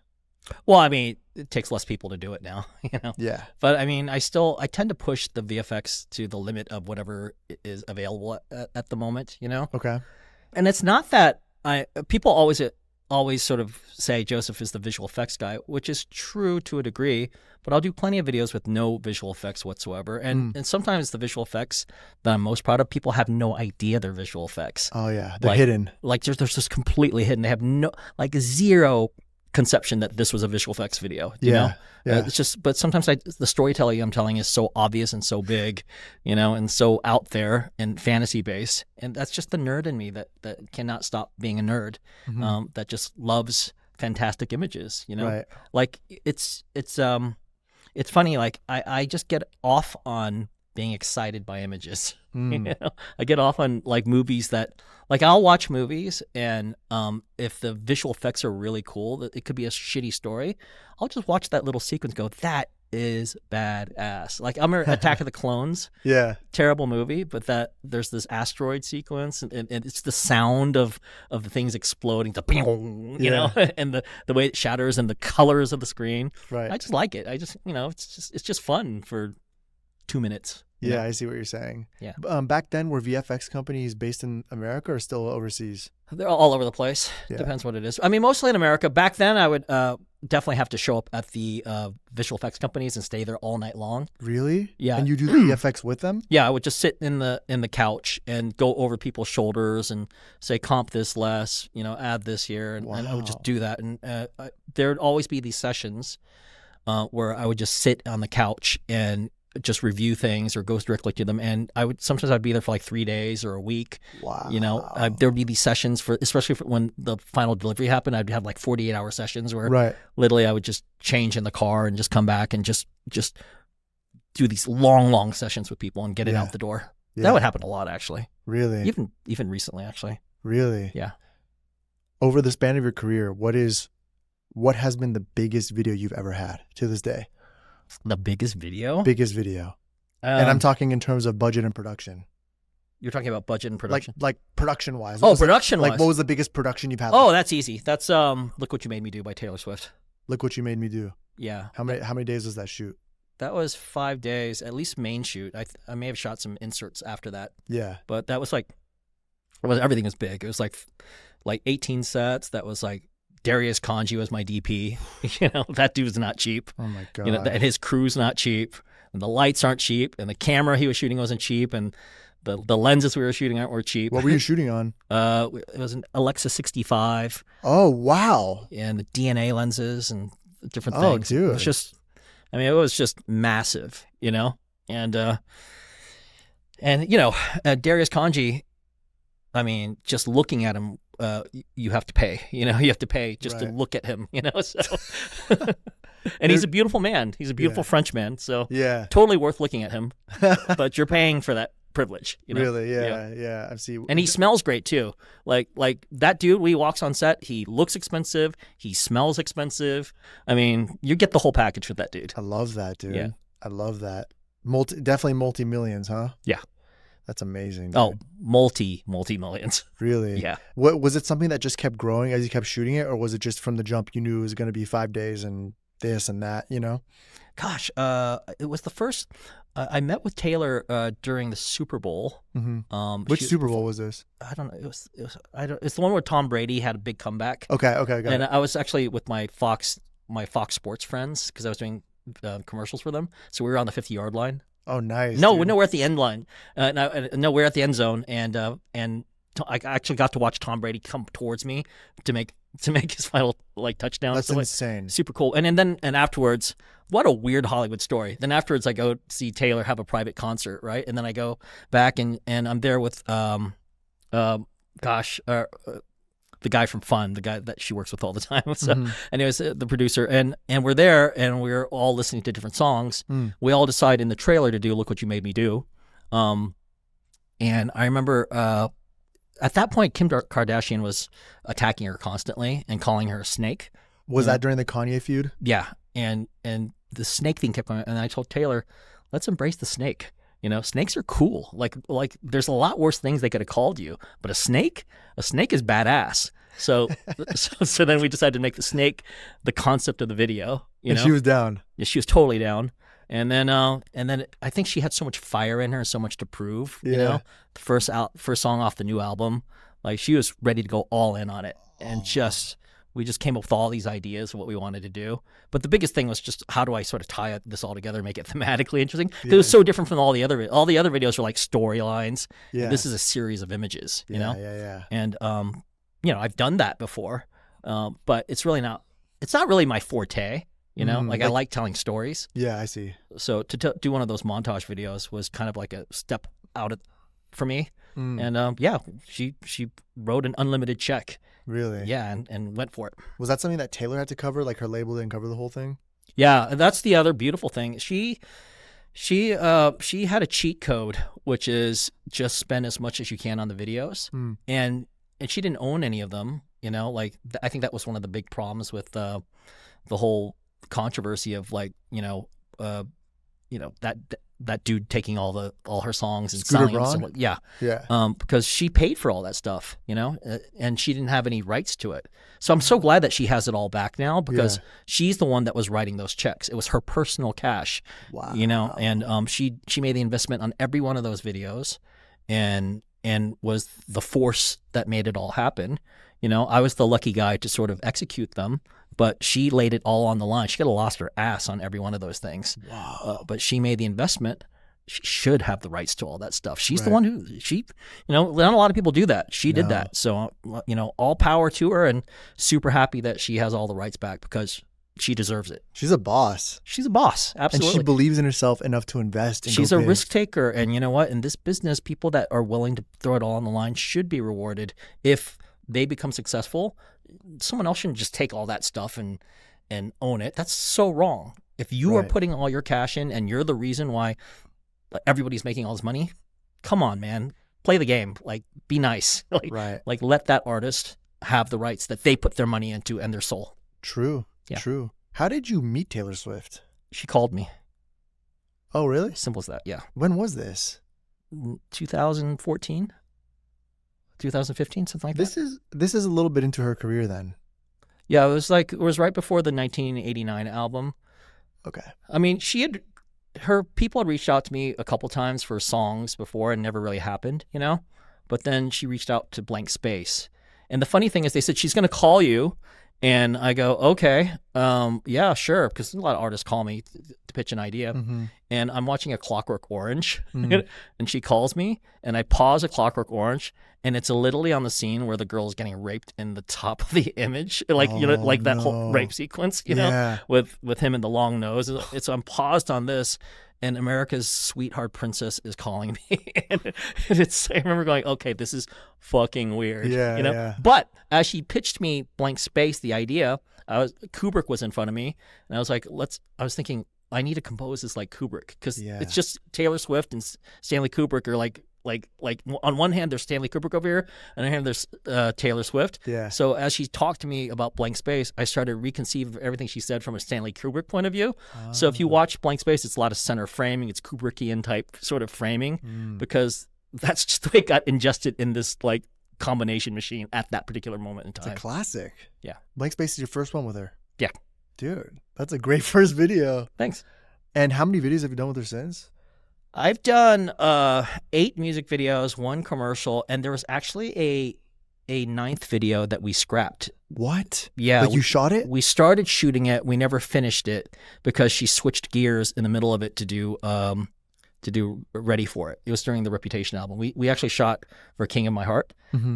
We shot like this sort of very conceptual thing, and then she decided Ready for It was a better single, and just decided to go that way instead. So you had like a half-shot video? A completely shot video, just the visual effects, because it was highly visual effects. Oh, okay. So it's never finished? Never finished. Oh, okay. Yeah. With an artist like Taylor, how much creative control does she have versus you? Because obviously she's the biggest artist in the world, right? So I think that with Taylor and me, that was complete trust. It was really a true collaboration where we both would talk about things and we would both agree on things, and we rarely had any disagreements. Rarely. Wow. You know, and so it was just like ideas would go back. It was a true collaboration, you know? So it was very fluid on that level. You know? Yeah. I love that. She's definitely not the type of artist that you just do whatever you want. You have to discuss it with her. You know? And once you're on sync, which we were for 8 magical videos, we were completely on sync with each other. And it was just kind of this very effortless process with her, you know? And she trusted me. And also, she had a level of commitment that very few artists do. Like we would go out in New Zealand and would be in the cold. She'd always show up on time. She'd always be waiting. I would never have to wait for her, you know? Always on time. She's always there. Like as soon as I needed to roll camera, she would show up on set and shoot. Take notes. Yeah. Y'all artists need to take notes. Yeah, from the biggest artists. And they don't. A lot of artists don't understand. You make a crew wait around for an hour. You've lost an hour of shoot time. Yes. Taylor would maximize that time. You know, and also that's why I would storyboard those things out, because I would not decide anything on the day. Yeah. You know, so she trusted that I had everything organized. So she would come in there, and I'm not wasting her time. Good. And also, you know, people think that like it's this weird sort of thing where I'm just like joking around with her constantly, and no, we're there to work. So she knows that I'm just a work machine, and I'm not going to waste her time, and I'm being very efficient. Yeah. You know? So that's the way it worked. That's beautiful, man. I was watching the Bad Blood video, and it was just, I mean, there's so many scenes. You had to have storyboarded that. Yeah. You know, the funny thing is I storyboarded that to a degree, but because there were so many cameos that weren't confirmed. Oh, really? Like the models and stuff? Yeah. So they were being confirmed as we actually shot it sometimes. Oh. So it was half boarded and half not, you know, like it was with placeholders. So it's when I look at the Bad Blood video, it's not quite as tightly designed as one of my videos would be, because there's a little bit of like space for ideas and people and things that are like in flux, you know? But did you have the characters like if we have a model, they're going to be this character or this character? Kind of. There was some space. There was a little space to sort of construct that video as it was that's coming cool. together. That's really cool. I watched your new Mariah Carey video, Type Dangerous, and I saw Mr. Beast in it. Yeah. And it wasn't just Mr. Beast. It was Mr. Lean with the beard and the bulletproof vest. Whose idea was that? That was, that was Larry Parker, the owner of the record label. But to be very fair, I've wanted Mr. Beast in a video for ages. What? In one of Mariah's videos? Yeah. Why? Because he's so funny. You know, like here's the thing. The thing that people don't understand about Mariah. Oh, well, I think a lot of people do. She's a diva, but she's got such an incredible sense of humor about being a diva, about being Mariah Carey, about the world in general. Like she is so funny, you know? Wow. And so Love like that. when I work with her, it's like I love building this diva image, but I can see this twinkle in her eye that she just knows I'm Mariah Carey and this is hilarious. You know? No way. But she does. The funny thing is, it's not that she doesn't take herself seriously. Yeah. It's that the world is truly magical in her eyes. Like she really believes in Christmas. She really believes in unicorns. She really believes in butterflies. She really believes in beauty and cuteness, you know? Oh, okay. And so when she goes up there and she's in her makeup and she's got the perfect angle on the perfect light and she's got that perfect twinkle in her eye, it's like that moment of perfection is amazingly, awesomely funny because it's so true. You know, it's hard to describe. It's post-ironic. It's perfection, and she always aims for that. And when she gets it, it's like the queen has arrived. And I love that moment for her. I love that. And so when putting Mr. Beast in there, it's like he's the biggest internet star, that we have. There's no question he's the biggest in the world. Yeah. And for him to come up as the final boss. That is just such a great joke. And it's the twinkle in her eye when she turns around and she goes, I don't know him. Like, I just love that moment. Throughout the decades, certain themes have been popular in film. Like in the 90s, you had, what was that movie? Interview with a Vampire with Tom Cruise and Brad Pitt. And a few years later, you'd see vampires in a lot of videos, like the Backstreet Boys video you did. Sure. And then in the late 90s and early 2000s, it was all about the new millennium. So everything started to look futuristic, right? And now everything seems to be kind of about like AI and robots. It's almost building off the new millennium theme. And not only are we seeing it in film, like A24 and Neon are starting to release a lot of movies about AI, but we're also seeing AI appear in our daily lives, right? So as a filmmaker, but also as a human, how do you see the future of videos and filmmaking in terms of trends and AI? I mean, AI is definitely here to stay, and it's going to revise everything. It's funny. I'm having like a moment. Okay, it happens every once in a while. Like you have like what I've noticed over 30, 35 years of doing this is that you have trends and styles that come in, like people want flat lighting, people want natural lighting, people want hard edges. Now people want wide angle lenses. It just kind of goes up and down. And that means if somebody likes wide angle lenses, then anything with flat lenses is out now. If people want, like natural lighting or muted colors, then anything with bright colors goes away. Right. So it's just the opposite. And that's why my work is kind of like all over the place sometimes, because sometimes I have to sort of chase the trends to keep it updated. So I'll have the wide angle lenses, I'll have the flat lighting, I have the natural stuff and things like that. And you got to be careful sometimes of what people perceive your work to be, because they can say, oh, he's the flat lighting guy. Well, then you got to show like 10 other works that don't have that, So right now, the accusation sometimes from these agencies that I'm the AI guy, my stuff looks like AI, right? Oh, really? Yeah, because people think that AI means CGI. Yeah. But that's because they're so fucking misinformed about what AI is. Right. AI is not CGI. AI is its own thing. AI, if anything, the AI, what makes it so untrustable is that it looks realistic. You don't even know you're looking at AI. It's not the thing that's flying with unicorn wings. That's obviously CGI, AI, whatever. Right. That's fake.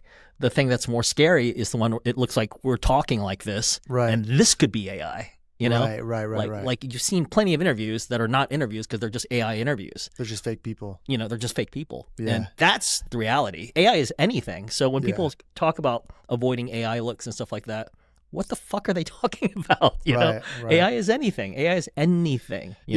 People have this preconceived notion that like VFX is AI, like you said. And one thing that I'm kind of sad about is like before we used to make really cool things with VFX, and it took a lot of time, a lot of effort, a lot of people. And we'll talk about this more with your movie Ick. Right. But now people are generating crazy things that look extremely VFX heavy with AI. And it's like, I'll say this. I actually think it's harder for AI to do CGI than realistic, because CGI is actually this weird mix of like artist choices and specificity in terms of composites, where AI tends to blend everything and perfectly blend it together, So if you have a unicorn flying through a sky, it'll find a way to like gradiate it and make sure that the light is perfect on the unicorn and it's perfectly matched to the background. And if you CGI it, maybe there's a little imperfection in terms of how it was comped and lit on set and stuff like that. AI kind of like perfects that and creates like this sort of perfect version of it.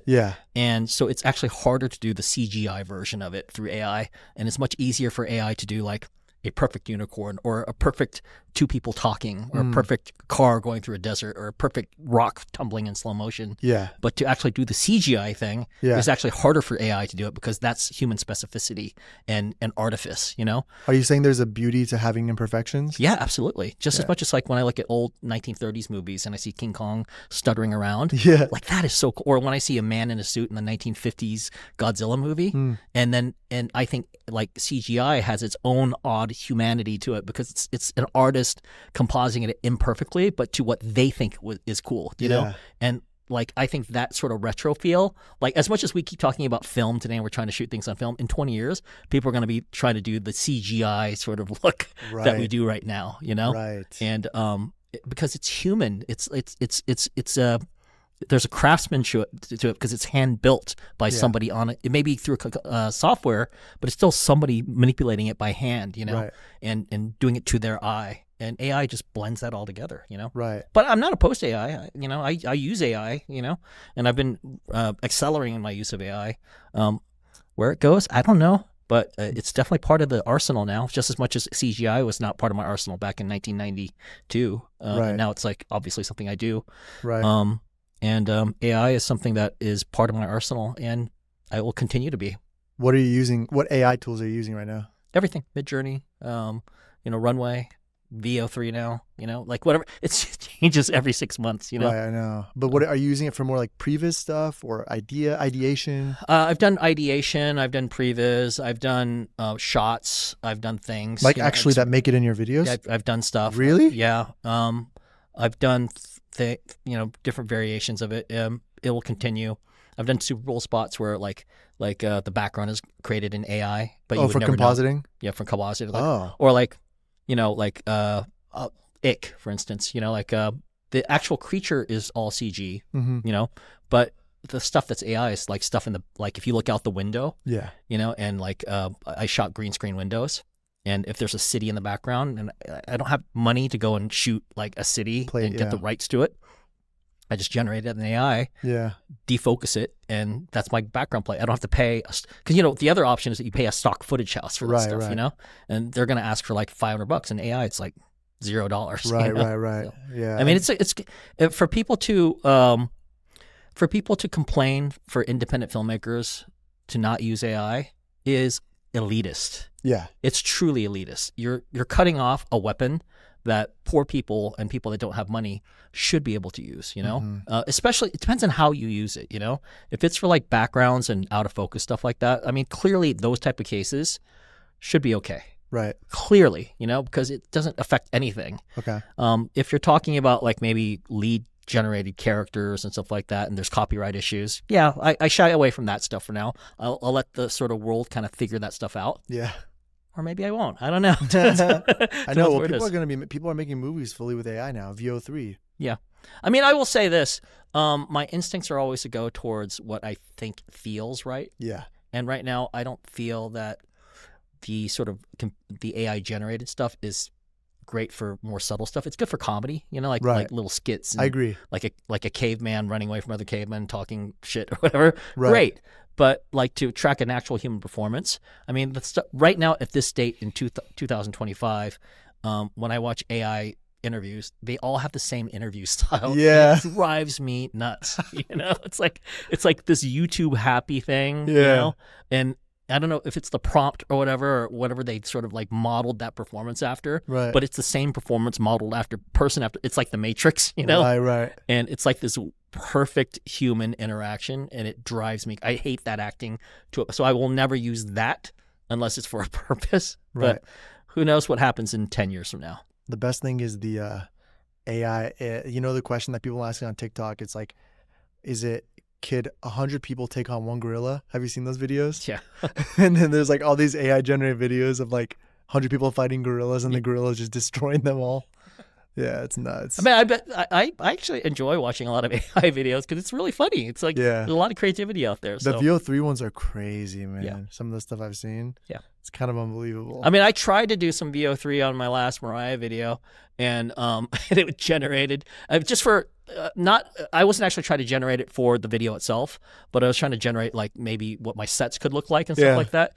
And it came back with the craziest 1990s R&B looking performance of a woman in like big shoulder pads, like looking from like some weird 80s 90s video, and guys gesticulating. It was just super awful, so completely unusable. And I was like, I can't waste any more time with this. Yeah, I love it. Damn, dude. We talked a lot about videos, and I know I really want to get to Ick, but one more pit stop before we get there, and that's commercials. There's this common notion that music video directors have a hard time breaking into commercials. How was it for you? I mean, I guess it was hard, but I've been doing it for like 25 years now. So I remember there was a point, like I'd say my first 5 years, it was impossible to get a commercial. But I think around 2002, I broke into commercials, and I haven't really looked back since then. Why was it hard the first 5 years?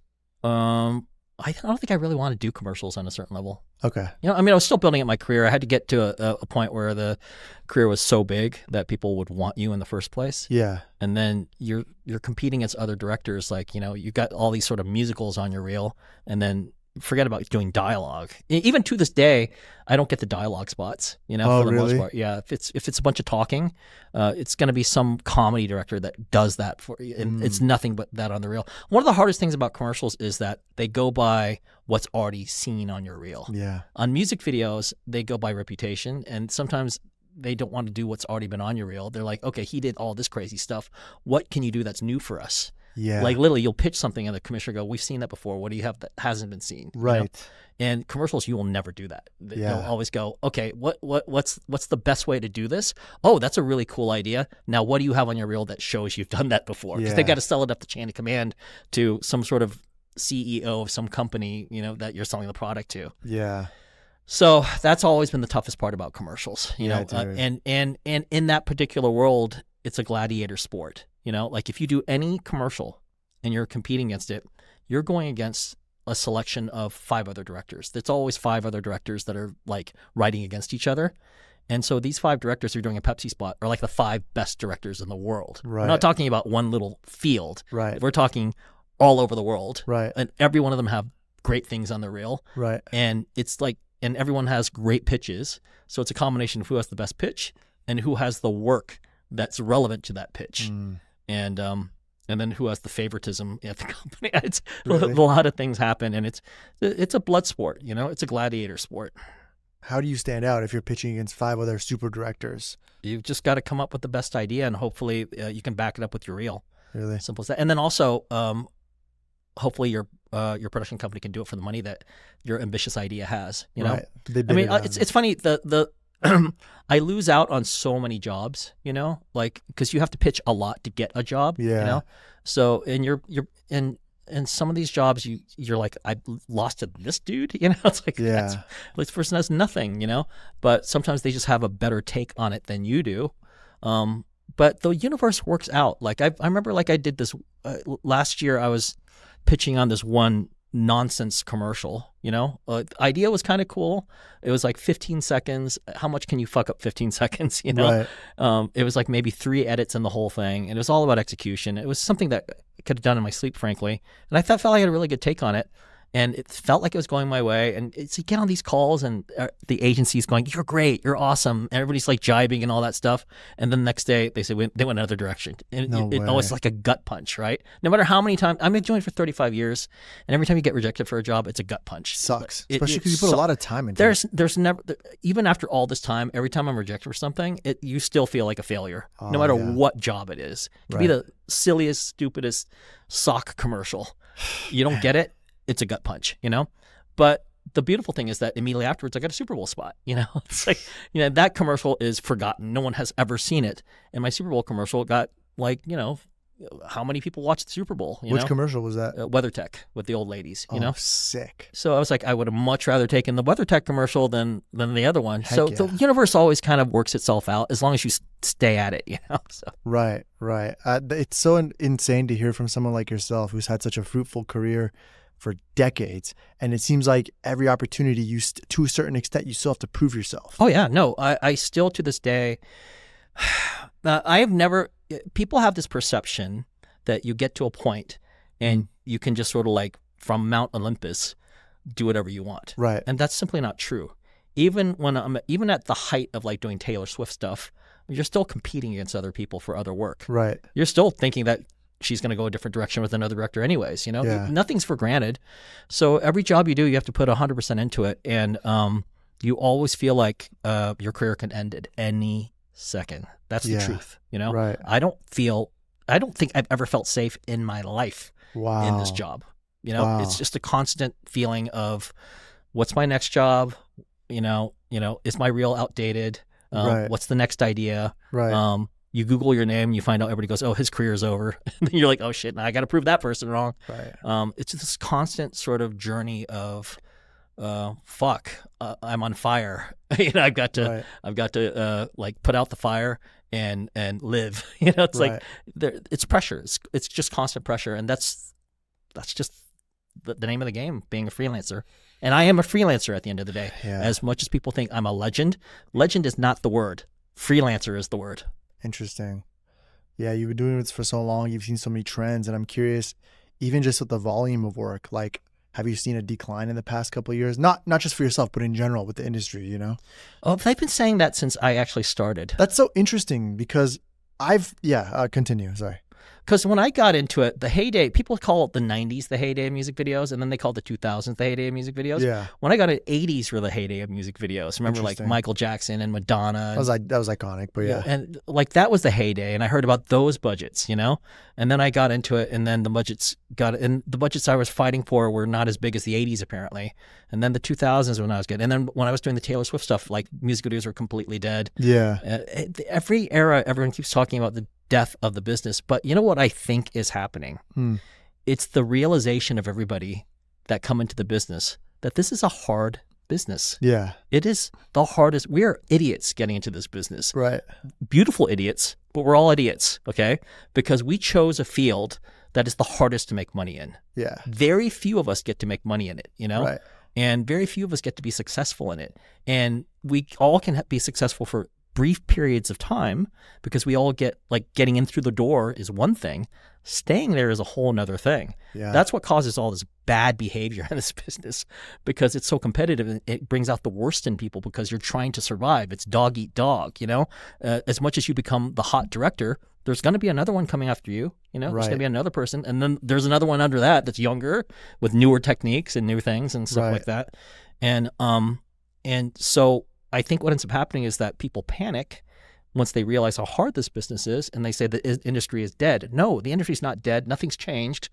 It's just hard, you know? And the amount of work it takes to succeed in this business is astronomical. Yeah. We try to convince ourselves that we can have normal lives. Yeah. We convince ourselves that, you know, we can have a 9-to-5 life like any other person. But the reality, and we convince ourselves that we can give up that one little job that doesn't matter.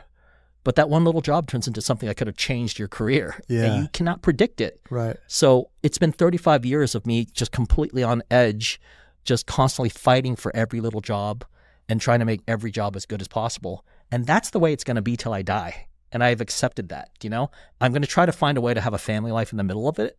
But my family doesn't get to eat if I don't play my A game at the top level. Right. You know? It's like the NBA, you know? Yeah. It's like either you win that championship or not, or you go away, you know? Right. And that's what we do. We are gladiators. We are in it to kill, you know, or be killed. Right. Well, how do you find again, you've done this for over 3 decades. How does a director or a filmmaker in general find longevity or create longevity for themselves? You have to like what you do. So I like the stress. I do. Like the stress. I like the stress. I like the pressure. I sleep better knowing that I have big problems than when I have no problems. Wow, I love that perspective. When I have no problems, it's hard to sleep because I'm doing something wrong. But when I have a shit ton of things on my plate, when I put my head to the pillow, I can sleep because I know I have to wake up and solve things. If I go to bed that night and I've got nothing to solve in the morning, I cannot go to sleep.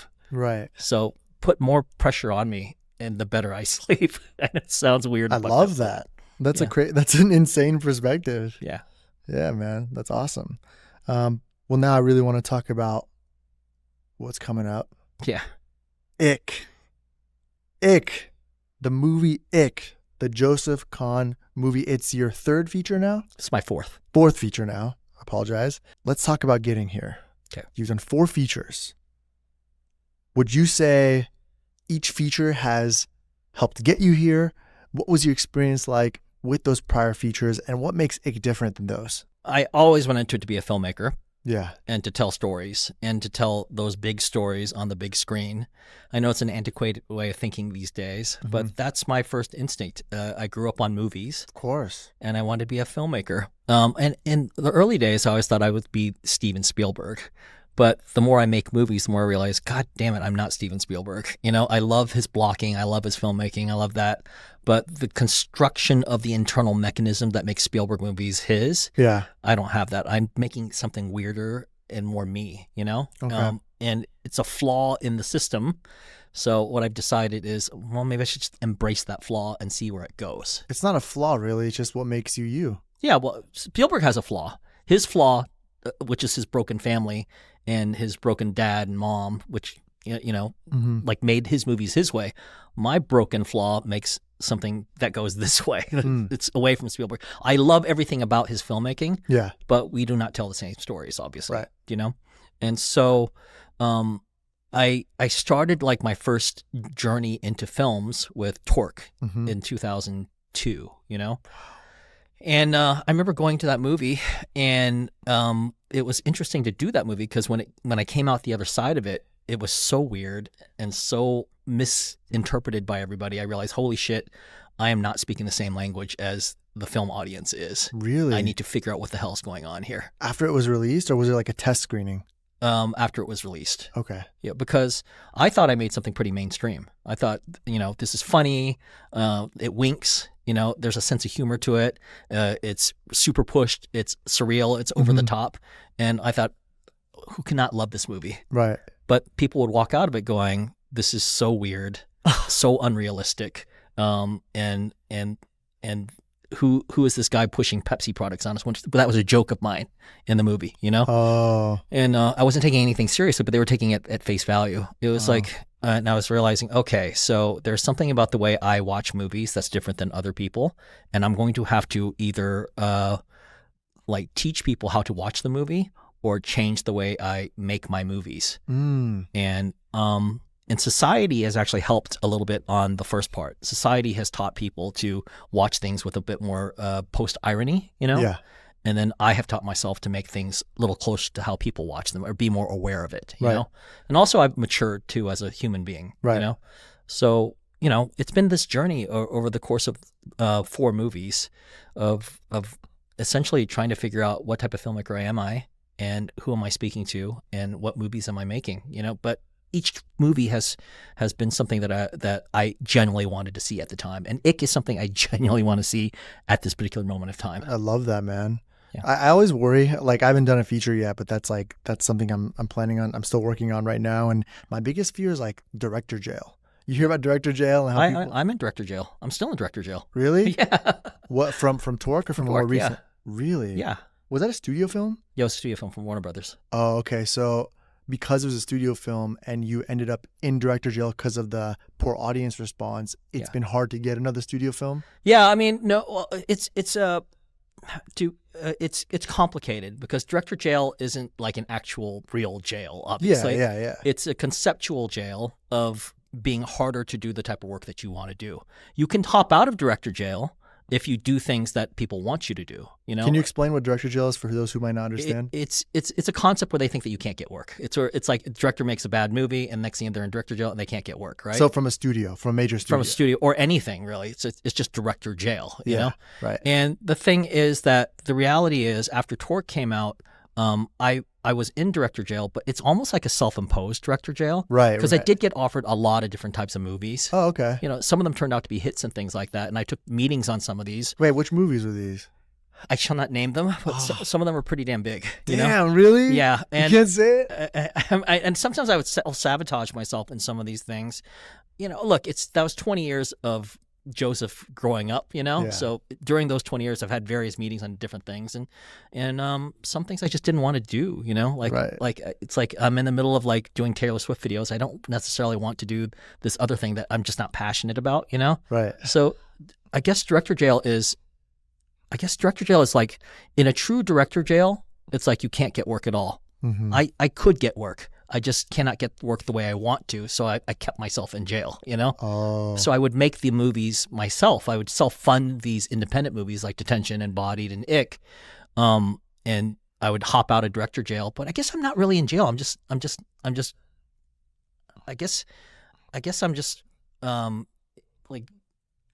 like in jail if it is, but I'm doing push-ups and reps and having sex with like the biggest, baddest fucking criminal in there because I want to. You know? like I'm enjoying director jail. You know? Oh my god! So I'm making these weird ass movies, but they're movies I generally want to see, and, Right. and you know, some of them win awards. You know, Right. like Bodied won the Toronto National Film Festival Audience Award and stuff like that. Love that. So like, you know, I'm doing. You know, if I'm in jail, then it's a fun jail, you know. But I'm just not choosing to do anything. But I do want to. Eventually I would like to line up and find something that the studio and I both trust each other in. Right. And then once we get that trust going, let's make something fucking badass. Yeah. You know. So I'm assuming with movies like Ick that's coming out soon, you're essentially just creating more almost proof of concepts for yourself that you hope a future studio will align with and say, hey, we like. Well, I hope that any of my movies, some producer at somewhere, whether it's a studio or whatever, looks at it and goes, I like what he's doing. Let's make something like that. And it's gotten close. There have been various projects that come in from reputable people. Mm-hmm. We've almost gotten there, but it just doesn't feel right. Because here's the thing. Whenever I do a movie, it's a huge chunk of my time. Oh my gosh, yeah. Like it's a year and a half of me being away from what I normally do. Yeah, and you have to take time away from everything, videos, commercials. Yeah, and even Ick. That was 2 years of my life, you know, and it disrupted a lot of my business, you know. So whenever I do these things, what people don't understand is that this is like a huge like resource hog, you know, and attention hog. So I have to be very careful when I say yes to these movies and things like that. But I want to do more of them because I love telling these stories. Yeah. But I want to tell them in a way that I've got to find a way to like align my taste with the audience, and once we find something that we can all agree on, let's party. You know? Heck yeah, dude. Yeah. Ick is coming out July 24th, right? July 27th, 28th, 28th. It's 3 days in the theater. So okay, cool. So it's having a theatrical run, and then after, is it going on streaming or? Yeah, eventually. We haven't set that up yet, but right now it's just the 3 days in theaters, and it's a very experimental thing. I've had other directors come to me and talk about it. It's like we get 1 day. Every day in the theater. We're in a lot of screens. We're like 800 screens. It's a lot. You know, all across the nation. But it's one screening a day. And it's on a Sunday, Monday, Tuesday. It's like it's these dark days for theaters. Oh, okay. And we're not really advertising it because we don't really have the money for it, you know? So it's kind of an experiment. Like, it's like there's going to be a lot of people that get a wonderful experience and get to see it in theater the way it's meant to be. But, you know, it's not like a Marvel movie where you're playing advertising on Super Bowl. It's like it's very hard for people to know about this movie. Okay. You know? So all I can do is go around talking about it, because we don't have the money to put it on billboards and so just even people knowing that it's even out, it's going to be tricky. You know? Really? Yeah. And I'm assuming you have like some of the cast push it or people involved. Yeah, it's all word of mouth at this point. And we'll see what we can do. You know, but it's kind of like. I always describe it as the dog who chased after the mail truck and caught the mail truck and now has to figure out how to eat the mail truck. Yeah, you know? I see. I wanted my movie in all these screens. I got it. But now how do I get people to show up for it to even know that it exists? What people need to understand about a film is like, it's like starting a whole new business. You know, you have like an LLC for it a lot of times. You have to, again, find investors or financing for it. You're hiring people. You're spending so much of your life on it, and then you ultimately have to distribute or sell it, right? But here's the thing. I love my movie. I genuinely love it. Like when I watch this movie, I'm like, this is a Joseph Kahn movie. This fucking rocks. It's the PG-13 movie that I wanted to make, you know? That's cool. It's the creature feature that's not out there, you know? Yeah. When I look at it, I'm like, this thing fires on all cylinders. It's funny, it's scary, it's got a sense of humor. Yeah. It's colorful. It's everything I want movies to be that they're not making right now. And it feels like I don't know, like I'm biased, but like when I watch that movie, it fills the screen and immerses you. So I'm super excited for everybody that goes into the theater and actually watches this thing and experiences it, because it should be watched on a big screen. It's a great film, man. Super fun. I've seen it twice now. I saw it at your festival here in Hollywood, or in downtown, I believe, several months ago. I saw the screener again recently. And first and foremost, before we talk about the actual film, I want to talk about the soundtrack. Okay. Dude, you have Blink-182, All American Rejects, Creed, Paramore, Plain White T's, The Killers. Was it expensive to license these songs? It was expensive, but not expensive as if I wasn't me, you know? Oh, really? Yeah, because I got friends and family deals from the labels, and the bands. Oh. I mean, look, to even get Blink-182 to approve their song in a movie, Yeah. I mean, forget about the money. For them to even say yes, Yeah. that's unlikely. They said yes, and then they gave me the friends and family deal. I mean, that song alone, if you put it in a Marvel movie, they would be asking for millions, you know? So one song like that is already $1 million song. Right. They did not charge me that. Did you put the songs in your script? Like, I really want Blink-182 in this scene. And No. Okay. So it's after the fact. It's after the fact, but it was always predicated on the idea that, you know, we'll get into the movie, but you know, it's about like a millennial guy Yeah. that's kind of lost in time. You Yeah. know, his glory days are over, but he's still pining after a girl. And it's 20 years later, but he still has the sort of soundtrack that the sort of mixtape that he had for her. So he listens to it through the whole movie. Yeah. So it's a chance to hear all these pop punk songs that kind of aren't really played on radio anymore. Right. It's so good, dude. Yeah. Great selection of songs. Thanks. I mean, it's a monster selection of songs. Monster. It's like the best soundtrack I've probably ever heard from him. Well, especially for a film that's like I guess it takes place in modern day, Yeah. but it's so nostalgic. Yeah. I feel like I'm like in high school again or Yeah. middle school, you know? Yeah. It's iconic, dude. I mean, I dare Hollywood to try to put a soundtrack like this again. They can't. No, they can't. There's no way. No. That alone makes the film special. Yeah. But now let's talk about the actual film. I don't want to spoil it too much, but what inspired Ick? I wanted to make a creature feature that was sort of like the Neo Amblin film of my childhood, you know? Like back then they made like Gremlins and not exactly in this vein, but like they'd make these sort of like revisionist movies that were harder edged than the original source material. Yeah. Like for instance, Raiders of the Lost Ark, right? That's a PG movie. But if you watch that movie, the way they filmed it, it was like there's a guy driving a truck and Indiana Jones blows his head and next thing you know, blood splurting out of that guy's head onto the lens, you know, or like the bar fight, you know? Right. So it's like taking these childhood ideas, still making it palatable for children, but like to the far edge of the rating, you know? Right. And so I wanted to make something that's a creature feature that felt like the far edge of the PG-13, but not going over it to an R rating, you know? But in today's world where you have Walking Dead and Terrifier and all that, where is that particular line, you know? So it is, if I played Ick back in 1981, it's an R. You know? Yeah. But today it's a PG-13 plus, you know? see. But I want it to be something that's family friendly, Got it. you know? Because here's the thing, like no one's making that sort of starter horror, you know? No. Everything is going straight to the gore porn, you know? Yeah. And like I don't think that kids' first movie should be Terrifier and horror, you know? Right. You know, is there a movie that you can watch with your family, you know, Right. but genuinely entertains you? Yeah. You know, it's not too soft. Right. So I made that movie. It's so captivating, and I think you could totally see your style in it. Like you did a good job infusing Joseph Kahn into the film. And one thing I want to ask you is, like the first 7 minutes of the film is like a montage. Yeah. Like what was your intention behind that? You know? I wanted to tell his whole story in a very short period of time see. in the language that I know how to tell it, you know? Yeah. And I wanted to spend a good time on his backstory Yeah. so that it powers the rest of the movie. Got it. Like there's a version of this movie where you don't have that and you can start off right with him. there. Right. But I think you're missing something. You're missing his inner life. You're missing the world that he's in, and you're missing the sort of propulsion of what he's pining after, you know? Yeah. Like I feel like on another level I wanted to tell a story about aging, you know?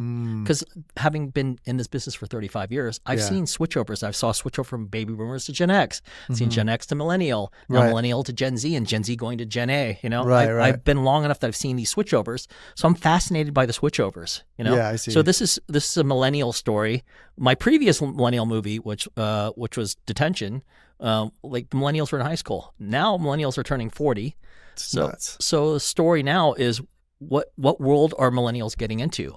How are millennials aging? Right. And how do millennials look at Gen Z? So, you know, I think it's interesting in that part of the criticism towards the movie is that it feels a little reactionary, you know, because it kind of makes fun of Gen Z, but it's also making fun of millennials too. I'm actually sure. firing both directions, you know? For sure. But it's being told from the perspective of a millennial on purpose. It's his perspective. It's his story. So things come off a little bit more, heightened because it's a fish out of water story for them. So when you see the Gen Z jokes, they're heightened jokes because that's the way it feels like to a millennial. Right. That makes sense. For those who are curious about the ick, like if you had to describe to someone what the ick is, what is the ick? I mean, it's kind of a plant-like infestation that also turns out to be somewhat intelligent and could possibly be alien. Yeah. You know, and seems to have no rhyme or reason for why it's there. It's almost like a gooey alien or something. No origin story, no reason it exists. It's almost like a metaphor come to life, you know, and I did that on purpose. Metaphor of? Well, you get to decide for yourself. My interpretation is that, again, I don't want to spoil it, but my interpretation is like could be a metaphor of COVID potentially. Possibly. It was written before COVID though. Oh. Yeah. Really? We put some COVID jokes in there, obviously, because you have to embrace that. Yeah. But the script was completed before COVID. Oh. Okay. On a certain level, there's a little 9/11 in there. Oh, interesting. Because, you know, in the old days, when you think about monster movies, they're always about something. You know, I'd say Dracula is the fear of the foreigner. You know, the old country. King Kong is the fear of the primitive. Right. You know, Godzilla's fear of the nuclear bomb. You know. Right. So, and a lot of these things are what if that creature comes and what does the world look like? How does it react to prevent the creature from expanding? Well, I think in the modern world, we have seen the creature come, you know, like we don't have to think about what if the World Trade Centers, what if New York City got attacked? We've seen it. Right. It blows up, the buildings come down, everyone screams, trauma happens. 2 weeks later, people go back to normal. You know? Right. And people try to live alongside it. That could be human survival. It could be human ignorance. We don't know. It could maybe a combination of both. So in the ick, the whole idea is that this creature is there and it has infested and people ignore it. Yeah, I see. You know, I see. And so I thought that was an interesting premise for a monster movie. Right. The monster that people ignore. Yeah, intentionally too. Yeah. I love it. People, you got to see it. You got to see this movie. And actually, one thing I was so fascinated by was the amount of VFX. Like, I think after the intro, almost every single shot has VFX. I feel like 90% of the movie has VFX, right? Nah. No? No. Dude, it was insane. I mean, how many VFX shots were there total, though? 1,000. 1,000? Yeah, but some of those are like invisible VFX. I see. Like out windows and like things, like little tweaks that I do naturally in my filmmaking. Right. But I mean, there's a lot of ick shots because the ick is everywhere. Yeah, it's everywhere. Yeah. How much was green screen versus practical? I would say good 85% is practical. Maybe 90% of the movie is practical. Okay. You know? Well, I don't want to like kill it, but the real true visual effects are like the powerhouse stuff. You will never know it's visual effects. Obviously, the ick is visual effects. Yeah. But there are things in there that, like, if I told you, it would ruin the movie for you. Yeah. But what you're saying is not real. Yeah, you know? right.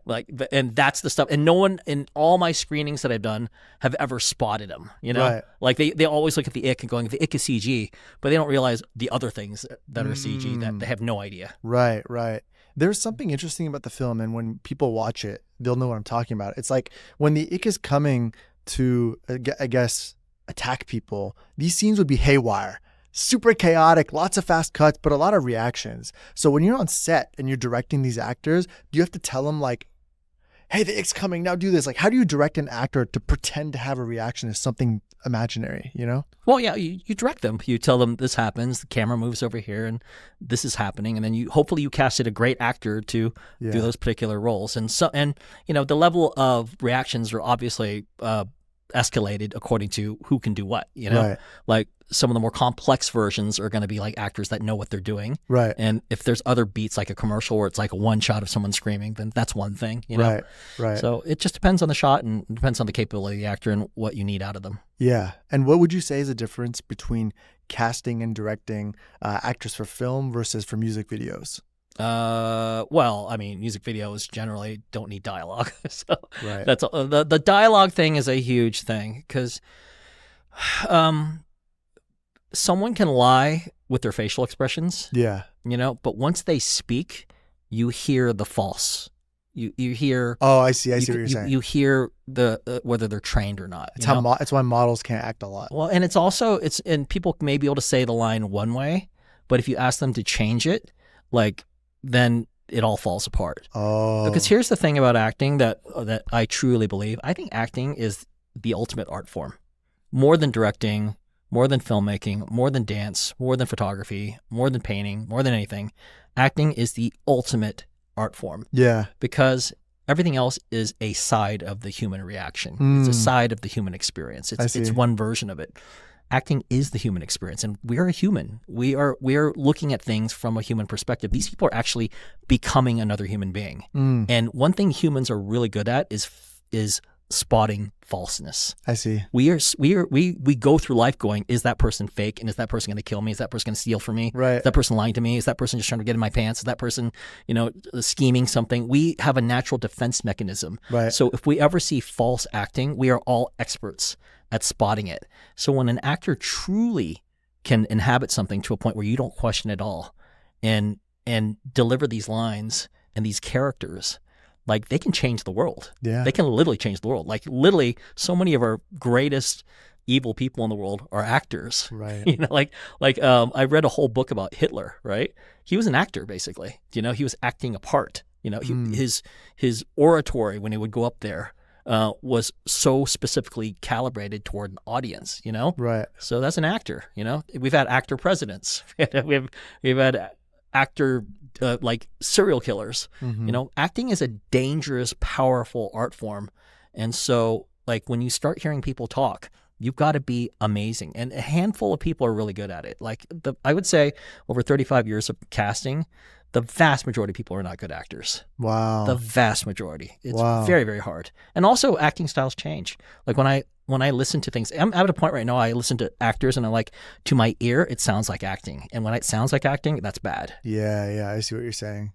So you were very involved with the casting. Oh, yeah. Like, that was probably, when I was a kid, I read an interview by Steven Spielberg, this is back in high school, and he said, directing actors is 80% casting. I didn't know what he meant until Ick, Directing actors is 80% of casting? Yeah, casting is 80% of directing actors. Casting is 80% of directing actors. Got it. Yeah. I see what you're saying.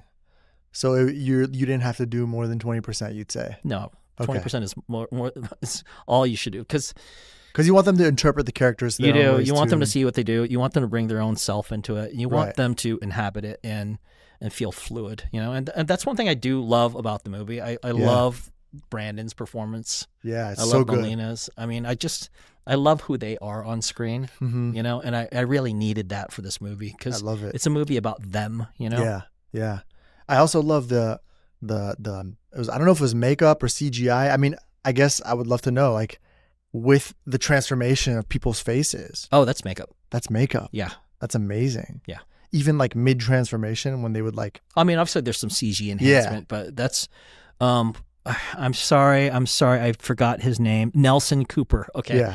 Yeah. Great makeup artist, came in there and really did some amazing makeup, like practical makeup stuff on. That's awesome, bro. It really sucks because we are now in a world where we're so distrustful of what we see on screen. Yeah. Like, people go, that's AI. I know. This thing was made before AI is even capable of this shit. Right. So, but everything that's fantastic now, you're going to question and go, that's AI, And that's the way we're going to be for, I guess, the next 5-10 years, Right. Until no one gives a shit anymore. Right. And we just accept it, But no, there's some beautiful practical makeup stuff going on. And I only did it because there was just no way to do it in CG, Right. Like, it's just too complicated. And I just felt like you're going to miss something.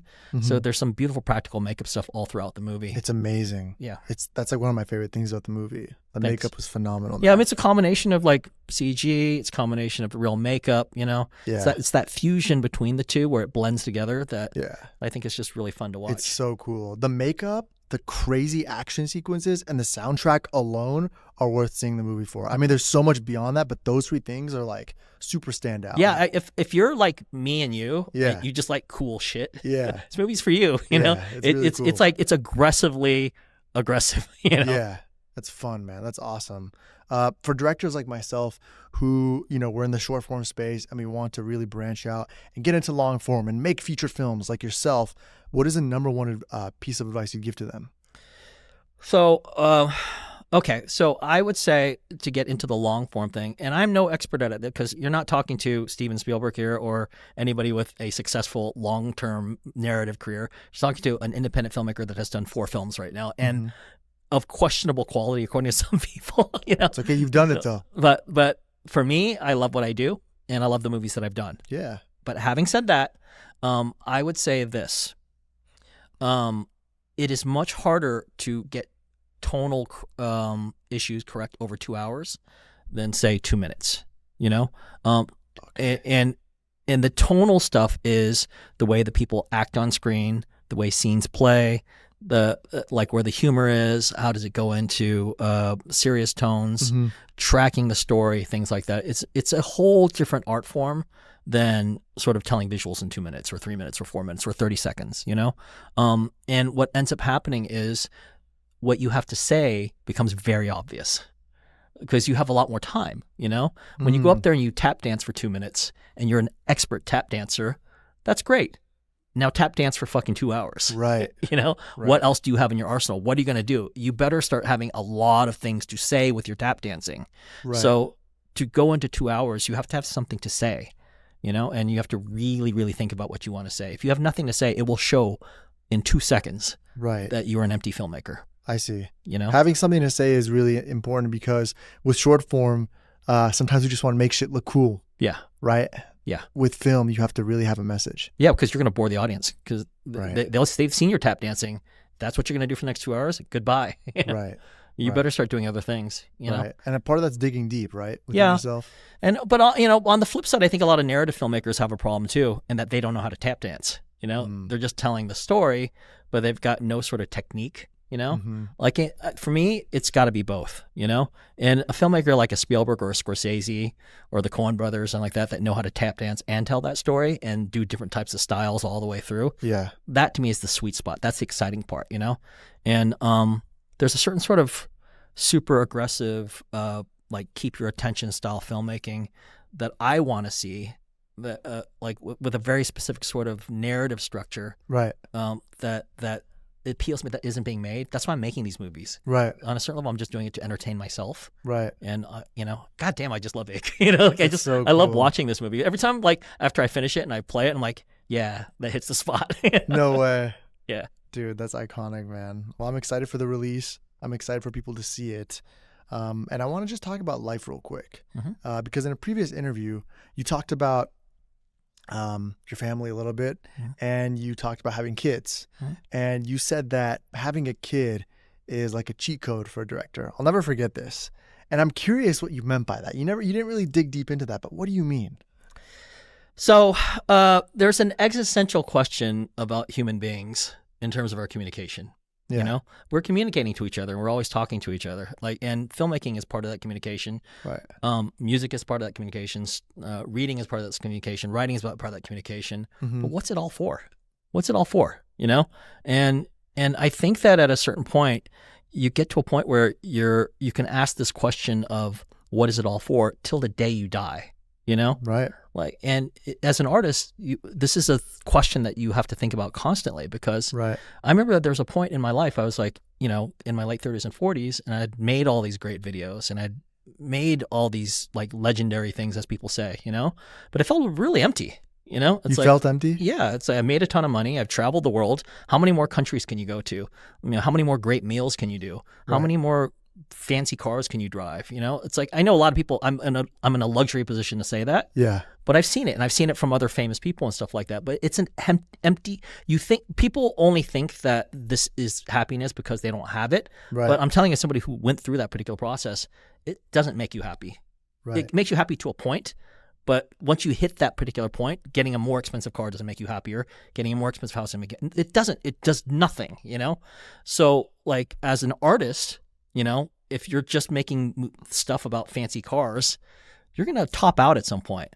But it wasn't until I had kids, that all of a sudden there was a second reason to make things all of a sudden. Oh. All of a sudden it was like, oh, that's what it's about. This is what life is, And then suddenly I started realizing just on a basic level, life is about having kids. Like it really is. Like we don't realize how much we structure in our society around kids. Like we think, oh, kids is an optional thing. It's not really optional. Society needs kids. And so like all your taxes, a good chunk of it are going to teachers. It's going to high school. Like entire communities are built around what schools are here and what playgrounds are here and stuff like that. And if you suddenly, like as a single person, I didn't even see this, but as a married like man with kids, suddenly it flipped and you suddenly saw the world is this other thing structured around schools and elementary schools and preschools and playgrounds and communities and safety and blah, blah, blah, blah, you know? Mm-hmm. And then all of a sudden it's like, you know, it's no longer about like buying myself a car. It's like buying her food, you know, right. Making sure she's safe, making sure she has her doll, you know, making sure they're fed, make sure they have, you know, trips and memories and things like that. And all of a sudden you realize your life is actually kind of nothing compared to having kids. You know, it's like you'd be happy to, I never thought about this before, but like, you know, any of the girlfriends I had back in the day, would I take a bullet for them? I don't know. Maybe. I don't know. Possible. I don't know. But for my kid, happy to hear that. My kid, not even a question. Not even a question. Done. Right. I'll take that bullet. Right. So that's a very different answer, you know?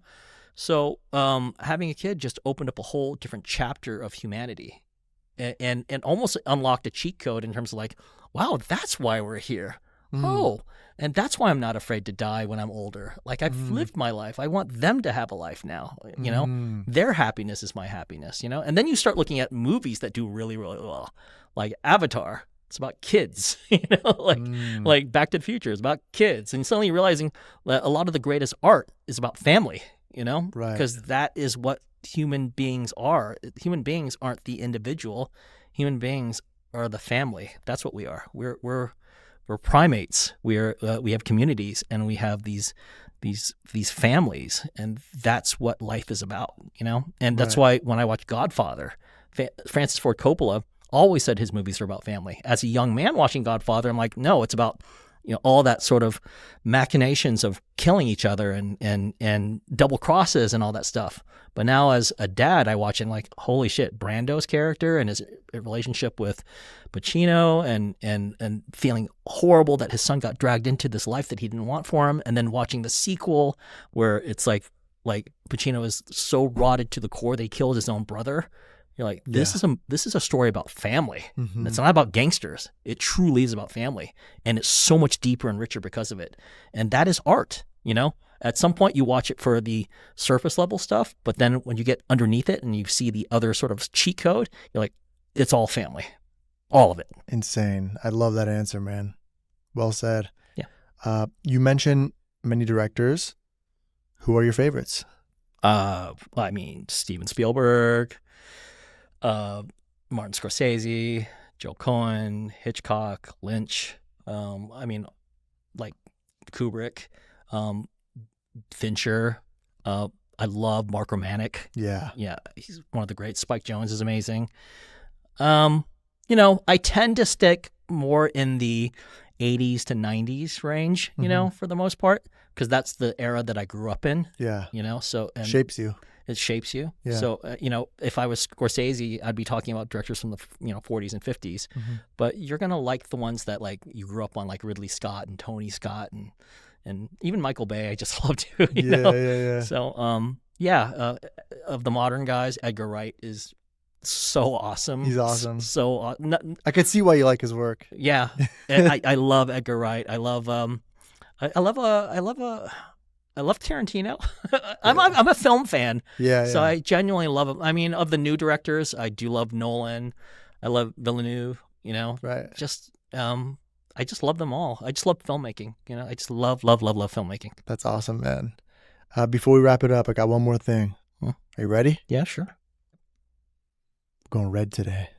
Mr. Joseph. Here we got a deck of cards, okay? Mm-hmm. In this deck, I got 50 cards, 50 questions. All you're doing is picking one. So pick the card. You can shuffle. You can do whatever. I don't really want you to look at them. I just want you to kind of feel around and intuitively pick a card, read the question, and give me an answer from the bottom of your heart. You ready? Okay. Let's do it. All right.